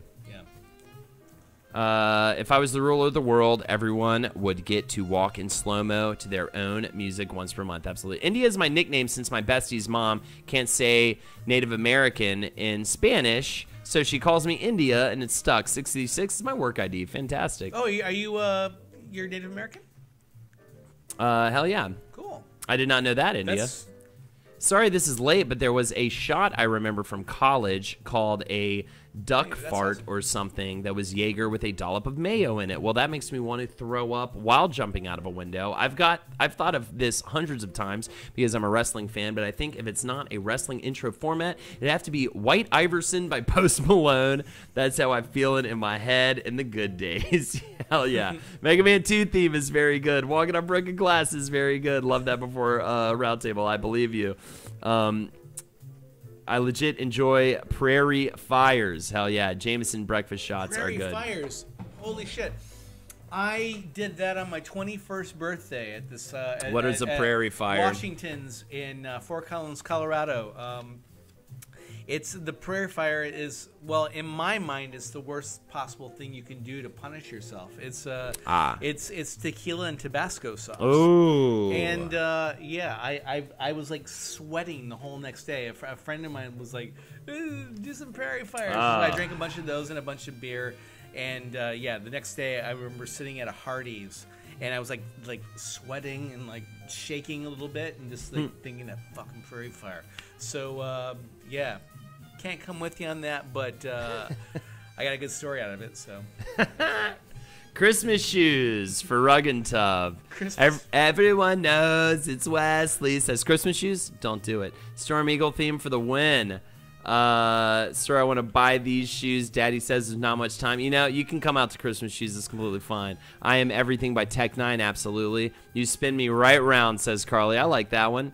And it got a Vita. Hell yeah. 18-minute strut. You guys heard Patton Oswalt's thing about Christmas shoes? No. Yeah, it's really great. Where he has a really great routine. You can probably listen to it on like a YouTube audio thing. Actually, I kind of remember that really now. Funny. Yeah. If you could learn the answer to one question about your future, what would the question be? If you could learn one answer to one question, what would it be? I feel like that's a hard one because right now I have certain questions on my mind that I won't have in like a day. You know what I'm saying? I wanted to. My first thought was like, are my girls going to be all right? Are they going to be? Yeah, like. But that's kind of generic. It's not. It's just like. One question I had was, will I die alone? Will I die alone? That is a yes or no question, though. You have any good? How will I die? How old will I be when I die? So a lot of death-related questions. And then another question I had, who shit in the shower? Absolutely rugged tough. Who shit in the shower? I want to know my time of death, but not day. You know, for April Fool's Day, we should do joke shots and just throw up everywhere. Okay.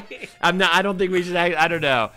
Joke shots on April Fool's Day might be the funniest, best stream ever. It's coming up way too soon. April Fool's Day is. See, well, the thing. Oh, we forgot. Yes, I'm actually going to be out of town, like right around that. Yes. time. Anyways, so we wouldn't be able to do it. But here. yeah, the joke will just be that he's not I'm here. actually. My wife and I are going to be going to be out of town for that week. So 2 weeks from now, we would normally have another stream of this, but I'm going to be gone. So we'll try to work something out with Carly. Yeah, Carly, I might try to talk to you about trying to convince you to do 2 Creepshow creations in a row. We'll see. Holden, I'm going to comment at least once every stream just to hear you sing my screen name. Haha, everyone knows it's Wesley. You can't do that. It's easier. It's Easter this year. That's the Lord's Day. Gotcha.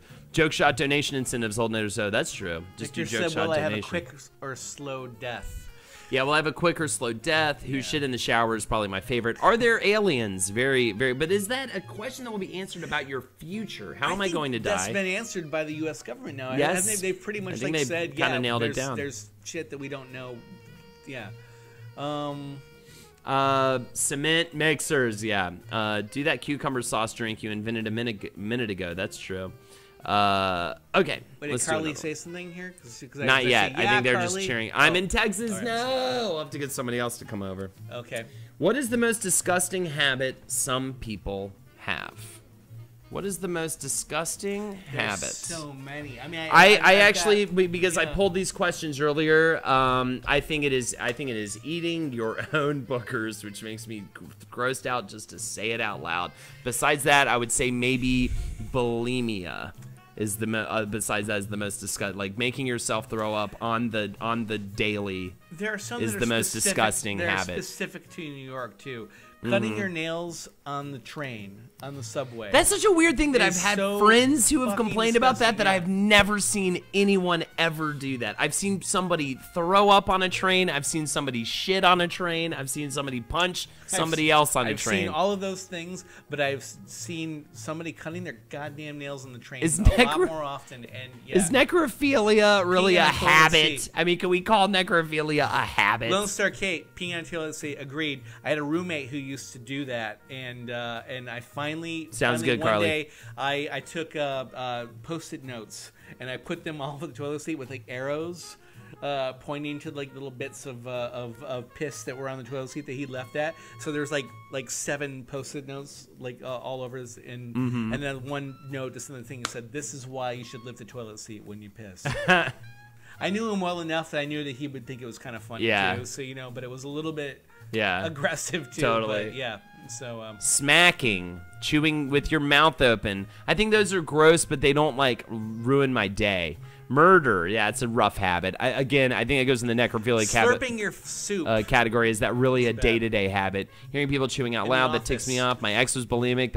It's not cool. I bet it's got to be a tough one. Peeing on the toilet seat, we already talked about. Yeah, but trying to kick that murder habit. Money in bra, interesting. That's a big problem. I mean, I feel like a lot of the ladies I know, like Jackie just keeps everything in her bullshit. I haven't seen clipping toenails, Nuka Babe, on the train. You're right, that would be worse. But I've seen people who are just like kind of like aggressive with their bare feet and on the train, like putting it on the pole, Oh, I can't. It up, like feet sticking it on the pole. Like, feet on the train is the worst shit terrible. ever. Or on a plane. Feet on the train. train. Environment where you're forced to look at it. So. Jeff and I saw a blonde girl in a tennis skirt on the train one night who clearly wasn't wearing panties. We found this out because she suddenly just let out a literal pile of shit. I can tell you more. What about is that? What is that, Lindsay? We got on the Jeff? train. We got on the train. Somebody and these people started laughing. I was drunk, and I immediately thought they were laughing at me or something. Or I took offense. It's like, what? What the fuck are you laughing at me for? I didn't do anything, And I got like weirdly like ridiculously like hostile about the whole thing. Oof. I didn't know it, and Lindsay and there's another friend with us. I don't remember who it was, but and we got off the next stop, and then then Lindsay says, no, somebody shit on the train, like a woman just like shit on the train right as we were getting on, and so that's what they were laughing at. They weren't laughing at you. But I love that my own insecurity made me miss the fact that somebody actually shit on the train, and that I immediately thought that somebody was laughing. They must be laughing at me. Saw a woman take a diarrhea dump in the LA bus terminal. You know what? This question is getting way out of hand. Very scatological tonight, guys. Come on. Like a basic hygiene gets me. Just have a bit of a shower every show. once in a while, my dudes. Absolutely. Yeah, when somebody's just like egregiously stinky and always is, that's a tough one.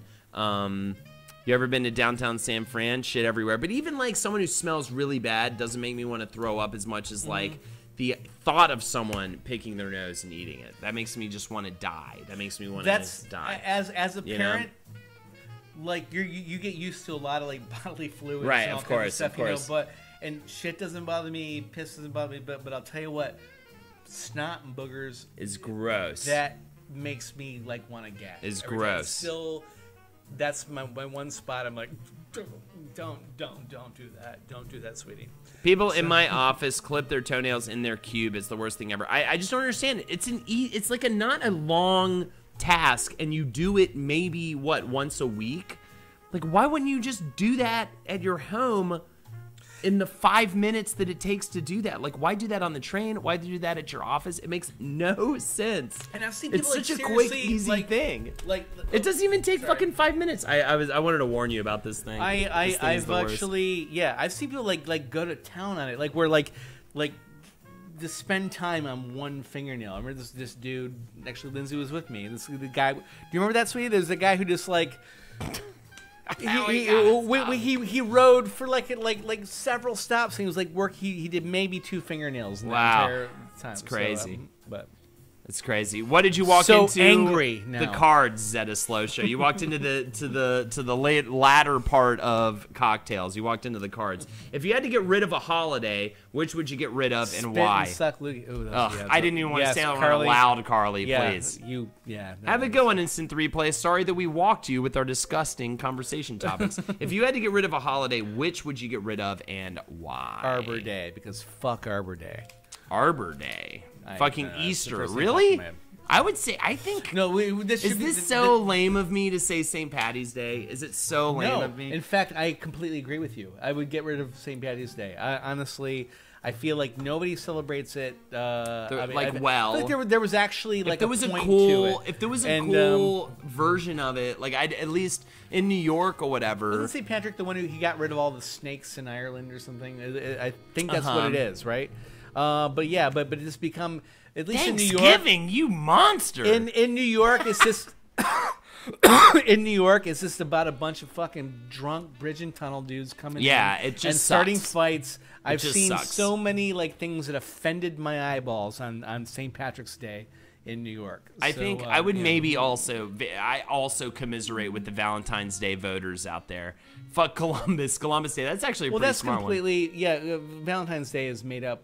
It's completely like, Columbus Day is one of those where it's just like, well, yeah, we found that guy to be a total fucking asshole who did a lot of bad things. I get, the Columbus Day I kind of get, but that's more of like Leif Erikson. People get the day off of work, right? You know, they get the day off of work. I want to give more people more excuses to not have to go into their fucking day job. So I'd rather keep Columbus Day and get rid of the day where complete dickheads get hammered at 9 in the morning. Everybody who doesn't know how to drink gets hammered at 9 in the morning, and then you have to just deal with it as a normal fucking citizen and drinker of the world. And I'll tell you what, SantaCon almost makes me want to get rid of Christmas. I was gonna say it was SantaCon's the worst. This fucking is assuming SantaCon doesn't apply as a holiday. This is assuming that. Yeah, that thing's the worst. Sorry about that. It's my fault. I tried to adjust it, but it's terrible. It'll just fall apart. I need to like replace all my bullshit at this point. SantaCon seems like heck. SantaCon is a complete and SantaCon is like St. Patty's Day times 8 in my opinion. Times 2, not times 8. That's because it's similar but different. SantaCon does seem like heck. Tommy said what? Rebecca Black died at SantaCon. Yeah, I would never necessarily say New Year's because it does have the same. It does have the same like vibe as, it does have the same. If you don't know what SantaCon is, you know what SantaCon is, right? A bunch of drunk people dress up like Santa Claus and ruin Christmas for a bunch of kids who are out trying to do holiday shopping with their parents. It's pretty much what it is. It's like St. Patty's Day, but they're ruining kids' dreams at the same time. Picture like the most like rapey crowd that you can imagine, just like all dressed as Santa, screaming and invading a bar, all over, and just doing a big crawl together across New York. That's what SantaCon is. So, where is the most beautiful place you've been? Where is the most beautiful place you've been? I think it might be the Isle of Skye in Scotland for me. It's either the Isle of Skye in Scotland or the most beautiful city I've ever been would probably be Florence. It would almost be Venice. Venice, to me, made me understand where Impressionist paintings came from. It looks like a fucking Impressionist painting, but it's a little ritzy. It's a little douchey. Yeah. And like there's like a Gucci store on every fucking corner. Tommy said what? Here on the couch next to my lovely wife. Oh my God. We haven't seen Amanda Bonanza in a while. Where's she at? Amanda Bonanza. Where is she? She's probably playing something or something. Yeah. But Florence, Italy. So there you go. Nuka Babe agrees. Fantastic. Lindsay, I'm curious if you agree with me. Would you say that it was the Virgin Islands, U.S. Virgin Islands? Say U.S. because we haven't been to the British Virgin Islands. Hi, I'm here. I'm thinking of like some of the snorkeling and stuff that we did there. But there's Bruges, Belgium. Yeah. Italy, Rome. Yeah, for sure. I think actually Florence was the place I said that about the Impressionist painting. Venice is gorgeous, but Florence, Italy, I fell in love with that place so hard. Unfortunately, I haven't been to as many places around the world as I'd like to, but I have been to U.S. Virgin Islands and St. Croix mostly, and but there's this place called Buck Island off of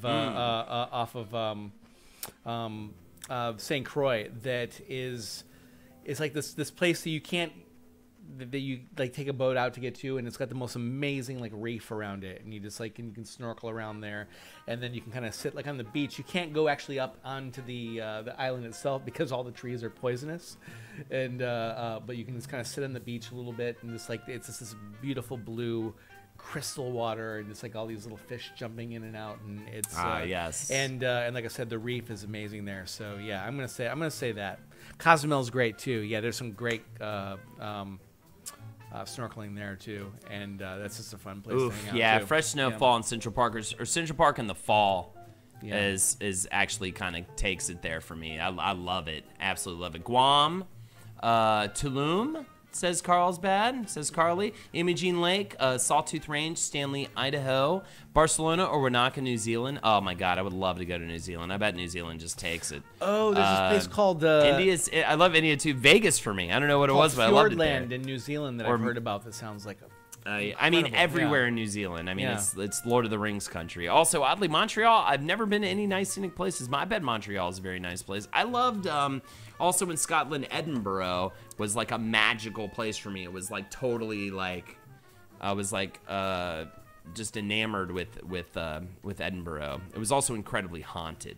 Taco Bell at 2 a.m. while drunk is beautiful. Absolutely. Sima Champe, Guatemala. Hamilton Pool near Austin. It's a really cool natural pool. Interesting enough, they filmed one of the Predator movies there. Fantastic. Parts of Russia were really beautiful. Interesting. That seems like such a cold, desolate place, but I'm sure there are absolutely beautiful places. I know, right? Every time you see Russia in a movie, it's always like Siberia. Like totally. I'm sure there's great places in Russia. Edinburgh was super cool. So I'm about to answer another question, ask another question, but I will say we'll be wrapping up soonish. It's kind of loosey-goosey, whatever. We have such a good time with you guys, probably by the end of these drinks. If you'd like to donate, click the donate button in the info section, or my Nightbot's posting it every now and again. We still have those incentives. If you want us to give you a personal toast, it's $5. If you want Jeff to show you something from my apartment, just $10, and we will take one last shot of Pimm's for $20.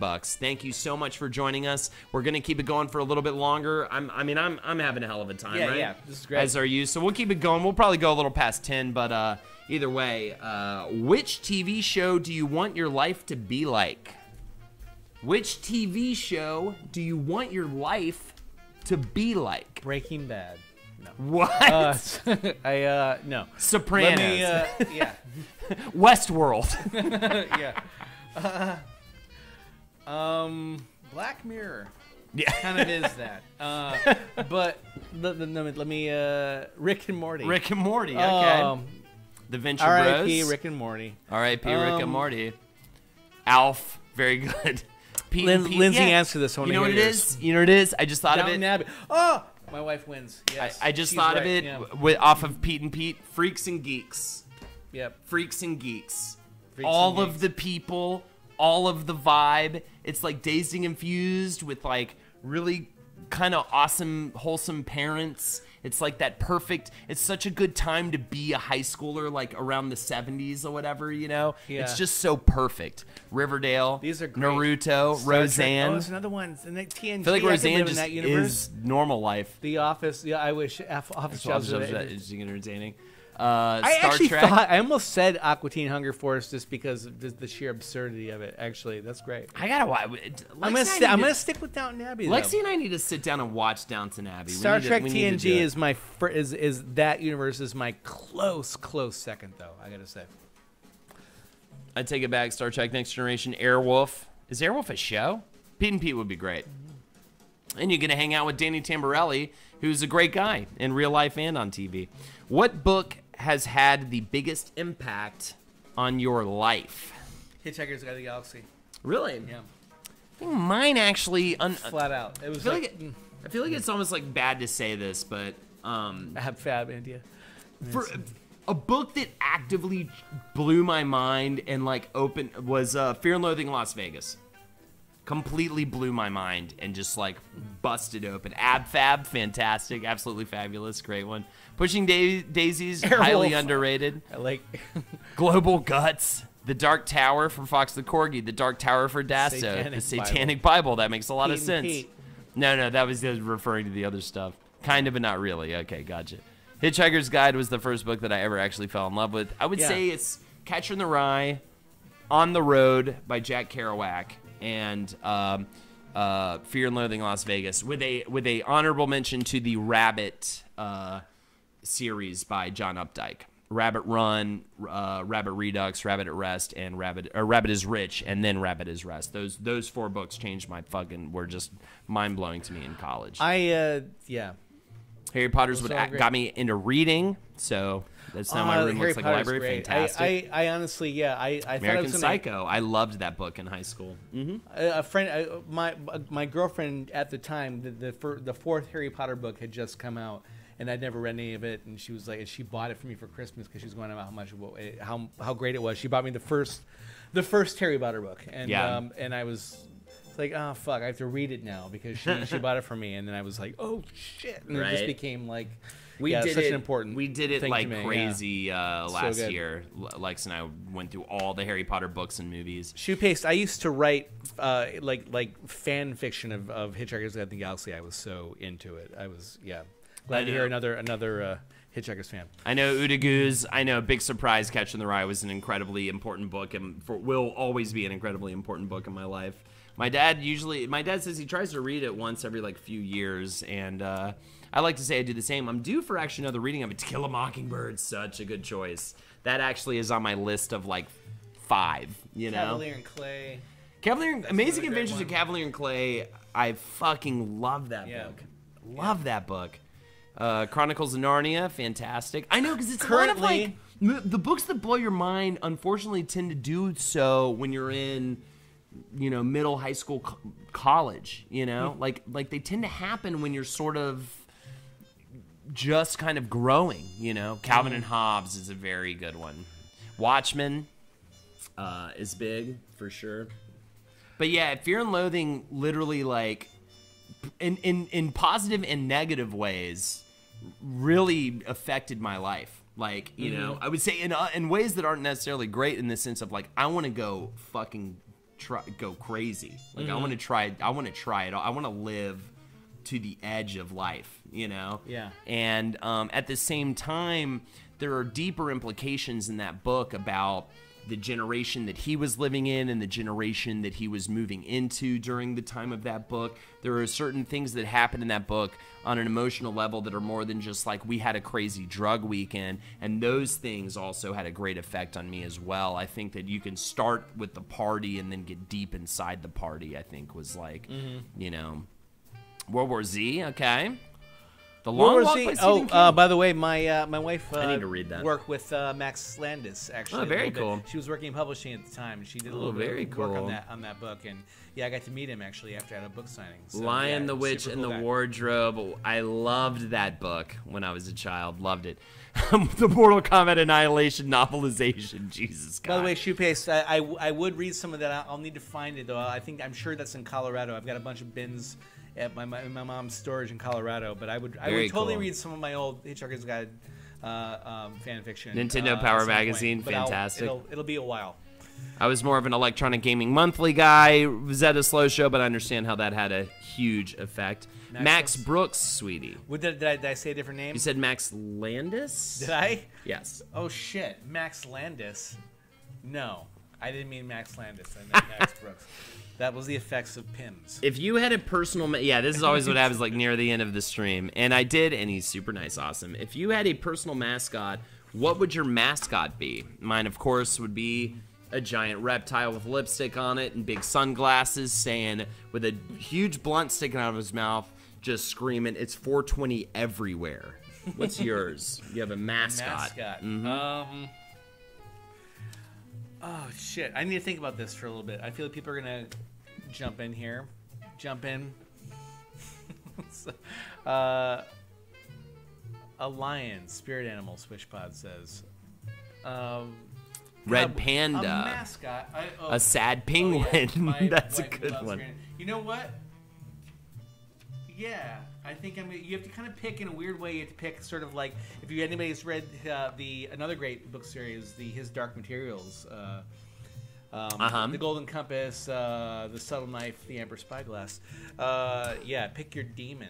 And I feel like mine would be like a mascot, like a badger. I feel like your mascot is like pick what you need on the sidelines, cheering you on. You're doing this stream. You're at the office making a presentation. Either way, it's that thing that's going to be right next to you, rooting for you, fucking saying, "Hey, let's go." An otter. I just want an otter. I don't even want anything special about it. I just want just a happy fucking otter, just like looking at me, going, "Yes, you." Fuck yeah. You. Hooray for you. Lotus Arcade with the jumbo shrimp. I love it. I see you. I get you. Narwhal dressed as a red panda smoking a joint. The jumbo shrimp here to play a game. Oh, a cat giving everyone the finger makes me so happy. A narwhal dressed as a red panda smoking a joint makes me so happy. The red cube, very creepy. A ring-tailed lemur that looks like all it wants to do is sleep all day. A big scary cat. Polar bear would probably be my spirit animal, largely solitary. Love the cold, slowly dying. I want Jeff's beard. Lindsay, you are lucky. Yeah, I'll tell you what. For an incentive, I'll shave it off and send you my beard. Yeah, for an incentive for $4,000. I'll tell you what. I have to shave this soon. The next time you see me on this stream, this will probably be gone. My girls who told me to grow the beard have now told me to shave the beard.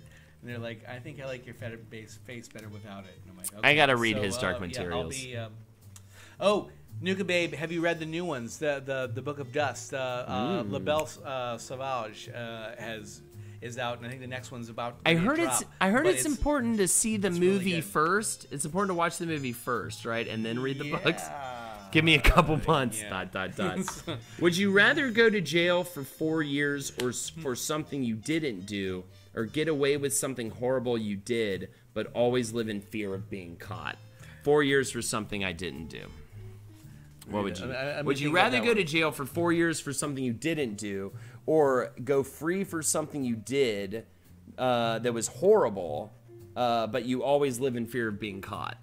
I would serve the time. Yeah, I do too. I have enough guilt in my life. Just like, hey, Purple Smee, good to see you. Yeah, I would do the 4 years. Yeah. I feel like you have to be a sociopath to answer the question. Do something horrible and get away with it and spend the rest of your life, because you'd have to have zero guilty conscience, and I'd have a giant guilty conscience. I feel guilty about shit that I probably shouldn't feel guilty exactly. about. So I wouldn't be able to do that. Yeah, everyone's saying 4 years. What is something that really annoys you? India says live in fear. What is something that really annoys you but doesn't bother most people? What is something that really annoys you that doesn't bother most people? I think for me, I was actually really happy to hear this from someone else. There was a guy that walked by when we were walking through the train tunnel, and there was just like a lady looking at her phone, and she was just in a kind of an awkward spot when everyone was coming out and just being very unaware. And the guy went, bad spot, like as he walked by. I've fucking done that before. And I was like, I think I'm the only one who does this, who like calls people out when they're just standing in a shitty place and not being aware of the people around them. So I wanted to say, like, when somebody's just kind of just slightly being a dick, you know, like 2 spaces after a period. I'm so guilty of that, Lindsay. What's the deal with that? So I'm not supposed to do that? Is that something I was taught in like high school that I'm not supposed to do? 2 spaces after a period? Is that something like in computer lit that they told me that's actually wrong? It's a typesetting thing. It's like you don't need to do that. It's an outdated practice. I'm gonna change that. Yeah, you don't need to do 2 spaces after. It was back when kerning wasn't the thing. Yeah. So it's you don't need to do 2 spaces after. Fucking great. I had and I've had people call me out on that before, and I'm like, but that was what I was always taught to do. Yeah, but it's actually for old typeface. It's not something that's actually that anybody actually. Purple Smee, people in sandals while eating in a restaurant, I just feel it's unhygienic for some reason. You know what I'm gonna say, Purple Smee? People in sandals, like in general, unless you're like at the beach, like people in sandals like in the city offends me, and it's so stupid. Yeah. No, we used to have to when all type was set the same width. That's what I but mean, it's an out of date. Interesting. Exactly. I had no idea. No one ever gave me that memo, so I will stop doing that. It's totally a force of habit, because in school they taught you that, in like computer literacy. Mine's gonna be a little controversial, because the question actually is, what's something that really annoys you, it doesn't bother most people. It's I'm gonna say sports in bars. Really? Like in things. The thing is, I don't like. I'm not. I don't know how controversial it's going to be in this well, chat. Okay, but yeah. But the thing is, but people are just fucking mad for sports, and the thing is, and I personally don't give a shit, and I hate that an entire like play. And I'm talking about specific places. There's certain you just can not go into a sports bar and it's fine, but there's certain places where like, oh, this is a cool bar, but they've got sports on, right? And all the sports people are there, and they just completely like take over the place, and everybody screams about it, and it becomes a big thing. Yeah. I'm sorry, Lone Star K, I really am. There's a time and a place for it, but I just don't want it. A lot of times I'm, like, it's trying because to be, you're just trying to hang out. Yeah, there's certain. It's when you're not there to see this. Yeah. So I want us to make up, Lone Star K. I'm sorry, but there's certain places where I feel like it should not be a thing. And look who's here. Two loud TVs, just loud music in bars in general piss me off now. Like it's just when I walk into a bar, there's like a few people in there, and the music is just fucking raging like it's Saturday night and it's 1 a.m. That fucking makes me feel. I'm just like, everyone would be having a better time right now if you just turn the music down so we could hear each other speak. I know we're in a bar in New York, but they're not all like that necessarily. You know, I'd piss you off with my flip-flops and I don't care. That's the thing. And at the same time, I've accepted the fact that I'm irrational in the way I feel about the fucking foot situation, but it is what it is. You can find a remote that can rewind, fast forward, stop, and start. Ugh. This might be a tough one. Lowe's in the chat. Hi. You find a remote that can rewind, fast forward, stop, and start time. What do you do with it? You make a movie with Adam Sandler. There you go. It's called Click. Yep. Yeah, I know that's kind of a bad one. All right, I'll keep moving on. But Lexi's here. Lindsay says hi. As well as many other people. Okay, this is a good one because this kind of reminds me of the stop time one from earlier. If you were on the run from the police for a crime you didn't commit, where would you go? Also, by the way, I would use the remote just to rewind anytime I just had a really, like, uncomfortable, awkward moment and just erase that moment, probably. Is what I would do. And probably edit too much and become, like, OCD and become a psycho. Because I'd start editing everything I did and not feeling 100% about everything I did, and you'd get locked into some nightmare fucking, like, OCD state where you're just constantly trying to perfect your life, you know? Yeah. Like it's a video game. So anyways... Back to the question though. Where would you run? Where would you run? My mom's house, Switzerland. You were on the run from the police. It's a crime you didn't commit. You are the fugitive, starring Harrison Ford. Where would you go? Oh my god! Because I'm immediately thinking, it's like, where can I, like, is there a place where I can go to where I'm gonna be close to a location that I can prove my innocence, or is this like I just gotta lay low for a while? I guess probably for the sake of this, we should just be like, you gotta lay low for a while, right? You know, it might not be smart, but I have a family mountain cottage in North Carolina. I would go to Mexico. Mexico. I might as well have some fun, and you know what? And Lindsay brought up Cozumel earlier, and I love Cozumel. Carly says, I ain't telling. I'm going to Cozumel.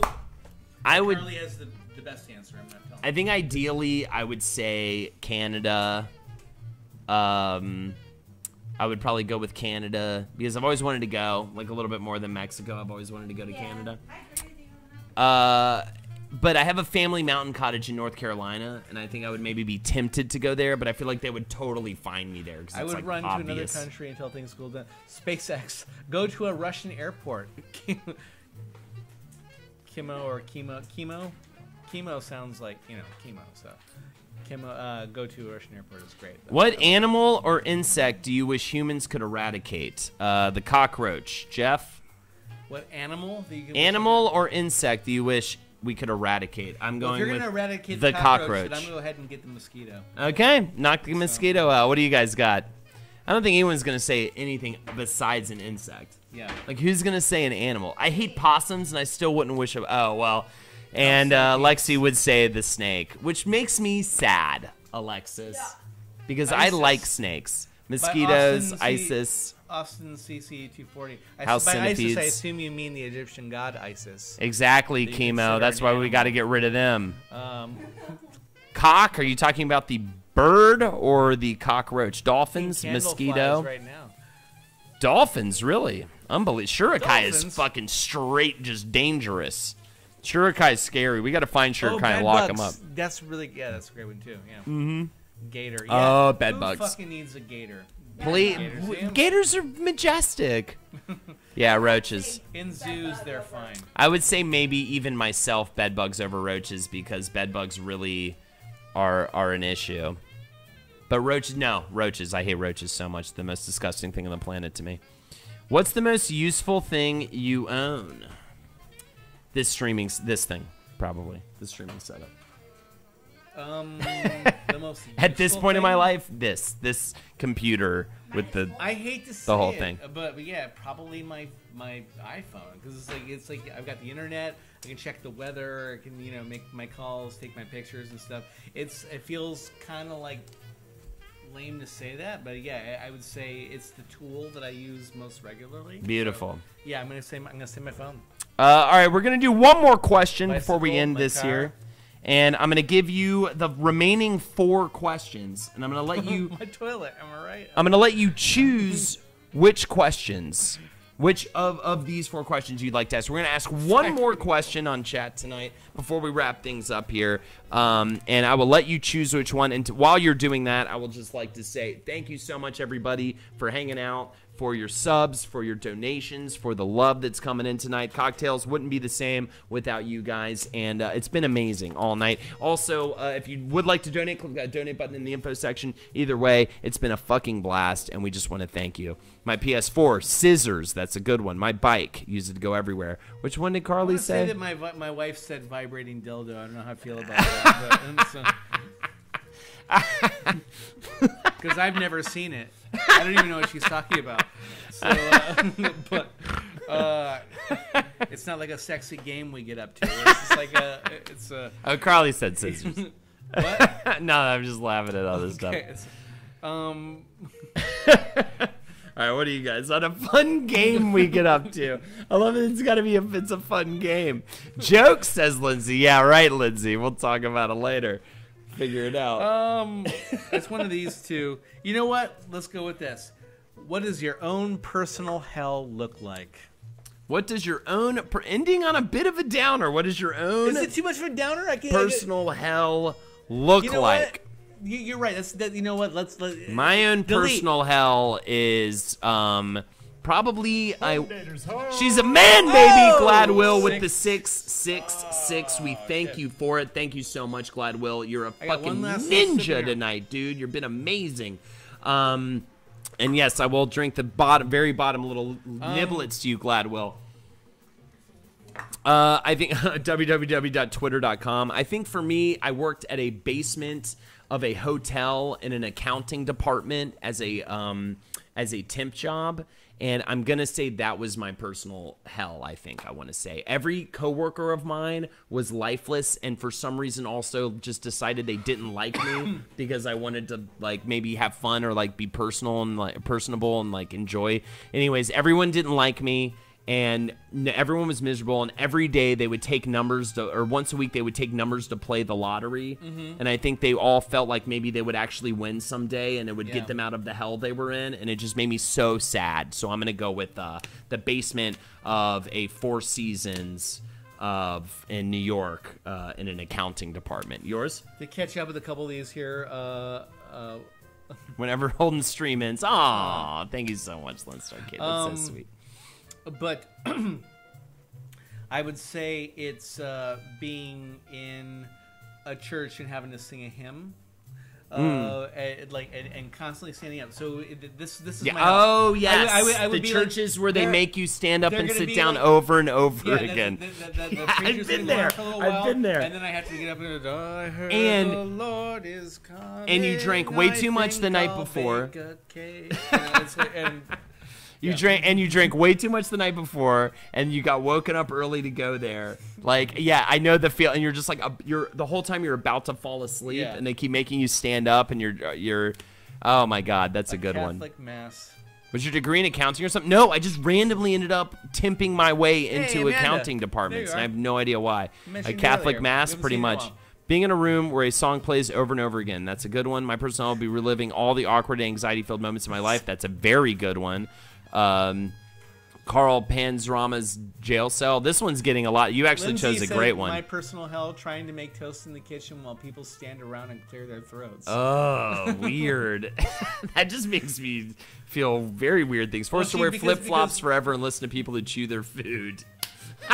I have to explain our toaster. Well, yeah, Lindsay and I have a very adversarial relationship with our toaster right now because you actually have to hold the dial down. And our girls like a lot of toasted things, and so we're like having to stand. You realize like how toasters just really don't cost very much. I know, but I haven't. But I have to get to just Kmart. Amazon. Literally, you could do it on the cab ride home. From toasters. The cab ride home, you could just do it right then and there. That's the funny thing about things like toasters. So I learned how quick and easy it is to actually replace them, and then I feel so ridiculous for how long I put up with them. You know what I'm saying? So you just go on Amazon. The top-rated toaster is probably going to be perfect for you. You know, it'll probably be great. Sober karaoke in a silent room, singing the happy birthday song in a small group of people for a super old person.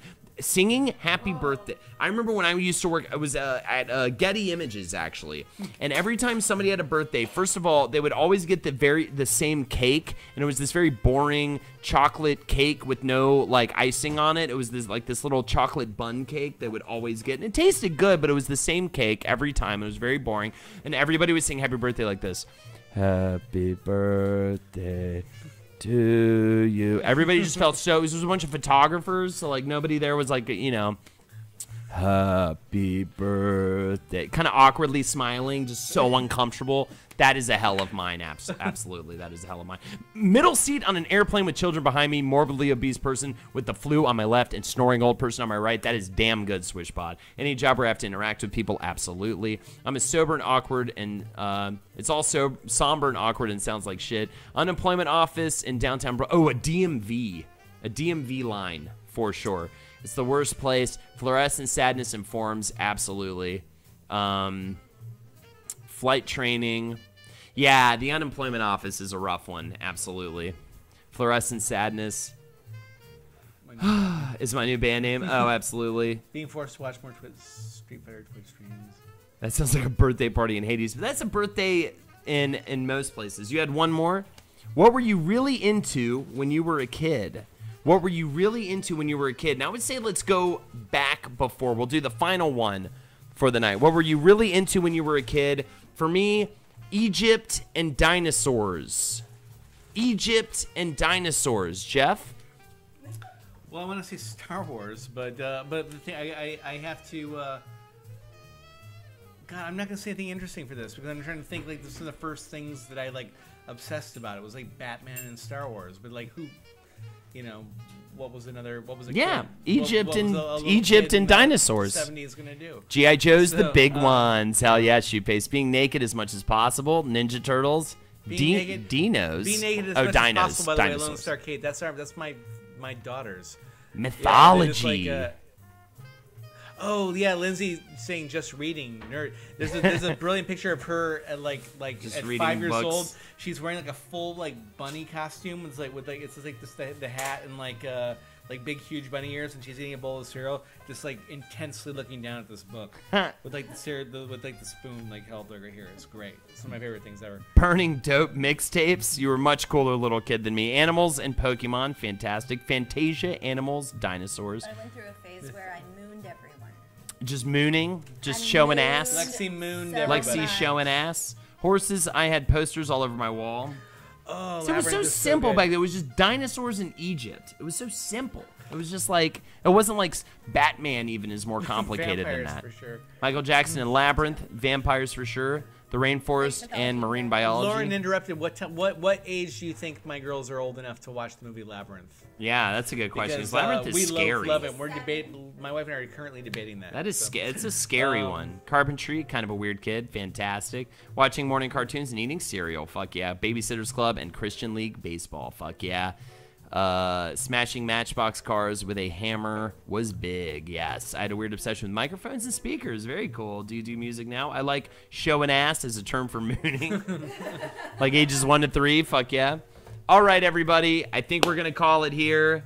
Get your final answers in, and we are going to call it a night. This has been a phenomenal Cocktails, Jeff, as per usual. Yeah. I want to see the card. Oh, sure, we'll show it one I'm more sorry. time. Oh yeah.